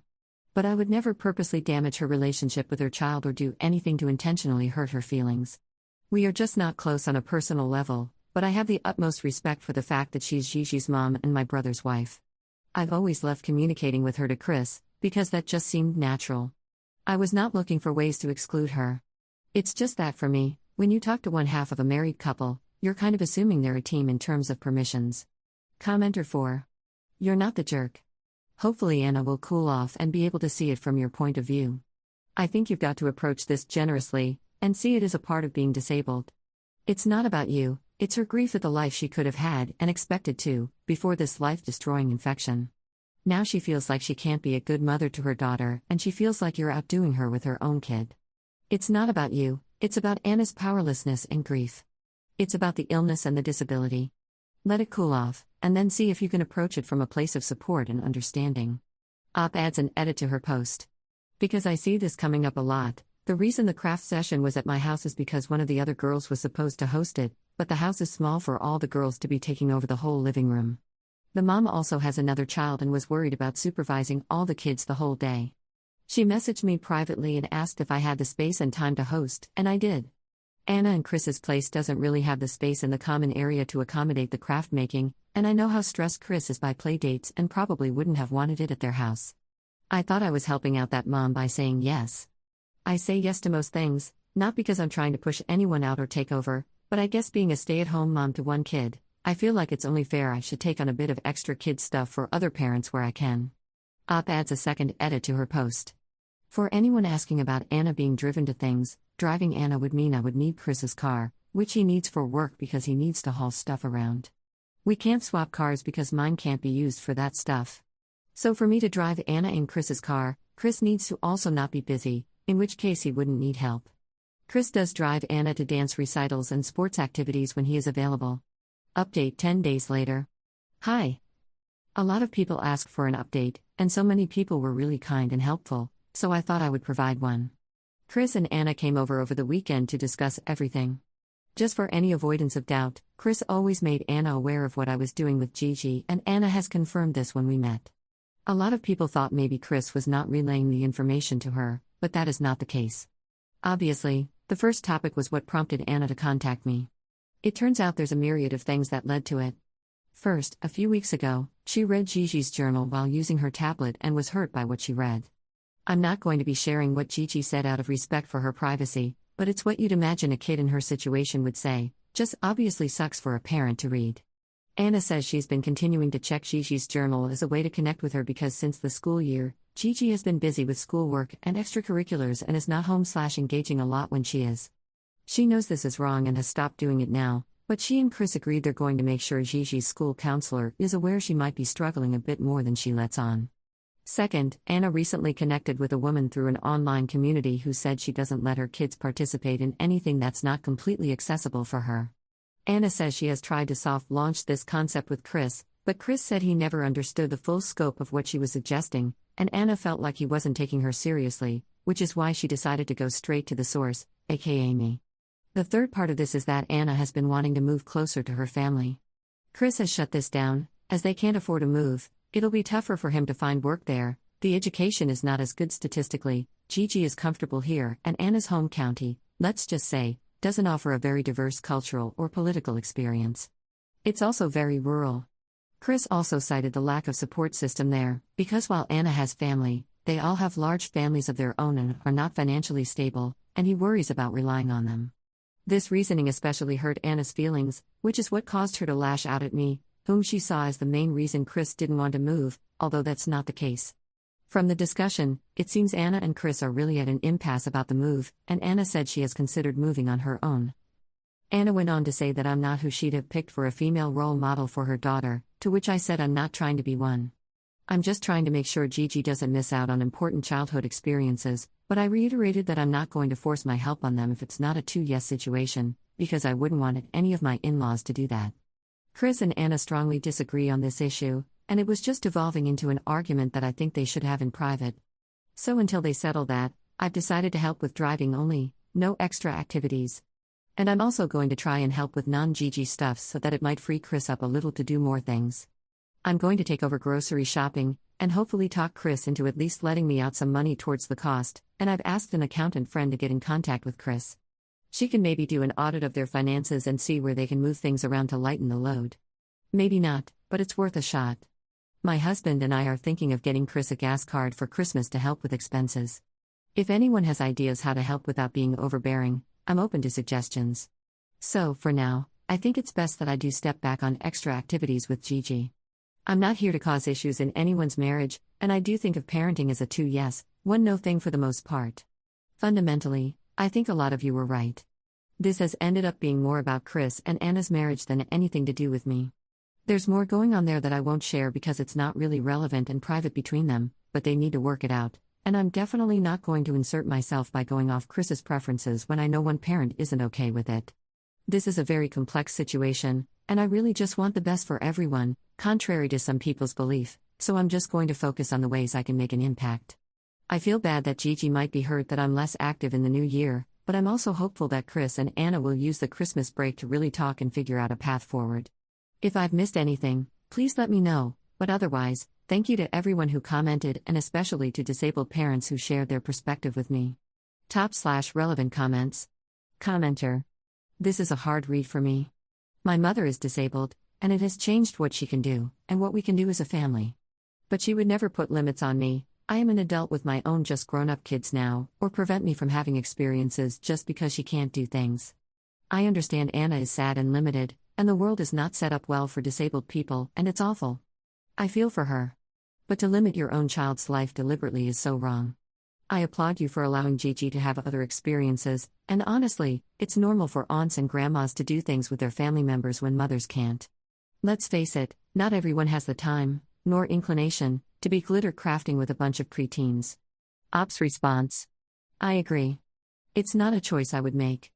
But seeing how hostile things have gotten between Chris and Anna over this issue, I know it's spilling into their home, and if me stepping back or helping in other ways can alleviate that pressure, then that's what I'm going to do. I'm just really hoping that by taking some of the burden off Chris, he's going to be able to spend more time with Gigi. I'll teach him how to do hair and makeup for dance if I have to lol. I don't want to unwittingly be a roadblock in someone's marriage or family life, but I really want to help how I can. Commenter 2. Honestly, it sounds like they're heading for a divorce. It seems to me that Anna isn't handling her situation well, which I understand, but she's desperately trying to grasp at solutions that just aren't viable. They need the help, but she doesn't want it to be you. She wants to move to her family, but they can't afford the loss of work, stability, or reliable assistance. She wants to be involved in every part of her daughter's life, but that would limit her daughter's life drastically. Anna is desperate, but she's expressing it in destructive ways. Is Anna seeing a therapist who specializes in disability? Because without some supportive mental health help with her condition, the outcomes are these: Anna leaves to live with her family and causes a divorce, then realizes her country has even fewer resources and assistance in a rural area for mobility accommodations. Anna stays, continues to get bitter and lash out at her family, and causes a divorce through a complete lack of emotional management. Or, lastly, Anna kills herself out of misery and feeling left behind. I don't know what all you can, or even should, do in this situation, but Anna's mental health is getting pretty damn dire if she's being this irrational about things. It's a sign of how she's handling her disability transition. Ops response. I don't believe she's in therapy, but don't quote me. I know that insurance covered a kind of therapy as she was adjusting to her disability, but it was a short course of therapy/counseling because I remember when it ended. I don't know or think long-term therapy is covered. But I could be wrong. Chris has never mentioned therapy. Chris very much doesn't want a divorce, even though, from what I gathered from the conversation, they seem to be functionally separated, although they live together. But Chris can't afford to pay for a second household, nor would he ever want to leave Anna with no income. Commenter 3. I wonder if Anna met this other woman in an online support group she's trying to use as a therapy replacement. There are some fantastic ones, but also a lot of toxic disability support groups, as there are so many people with internalized ableism. In those, people rarely make an effort to learn about disability advocacy best practices and instead get drawn deeply into depressive and rage-filled content. Those in them often become bitter about themselves or the inaccessible world we live in which case it's so easy to overcompensate for that by doing things, like forcing your daughter to only do what you can do. The crappiest part about that is, in the long run, it creates more ableism. Specifically, a really high chance of Gigi and everyone else around her and Anna resenting disabled people and accessibility. Ops response. That's very possible. Or for socializing. Not that I know much about her social life. But yeah, I know that whatever forum you find yourself on, there are people with extreme resentment and anger, preying on people's bad feelings. Commenter 4. Poor Gigi. Yet another adult is abandoning and neglecting her, and it's all because of her mother's selfishness. Ops response. I'm not neglecting her. I'm still going to do pickups and drop-offs. My hope is that if I can help out in other ways, it'll free up some of Chris's time so he can step in. I also hope that Chris and Anna can talk things through and come to a compromise. But I don't think it can be a good idea to knowingly go against Anna and cause constant unrest in their home. That's not my child, and that's not my marriage. Additional info from Up. I'm Up. I just realized the post got posted here, and I hope you don't mind me hijacking your comment, but I think I need to clear something up in case anyone sees this. Anna isn't racist. Anna and I are like oil and water, we always have been. She disapproves of my not working, the fact that I've had cosmetic surgery, and my values, not race-related, and I don't think my life is any of her business, so I just have nothing to say to her. And that's always been the case. We are just very different. She wouldn't want her daughter growing up like me, just like I wouldn't want my daughter growing up like her. I wasn't really offended by her comment. I know what she meant. It's not to do with racial undertones. Sorry, I just feel like I need to make that as clear as I can, because regardless of my feelings about Anna, I would never want her being painted as a hateful person like that, because to my knowledge she is not.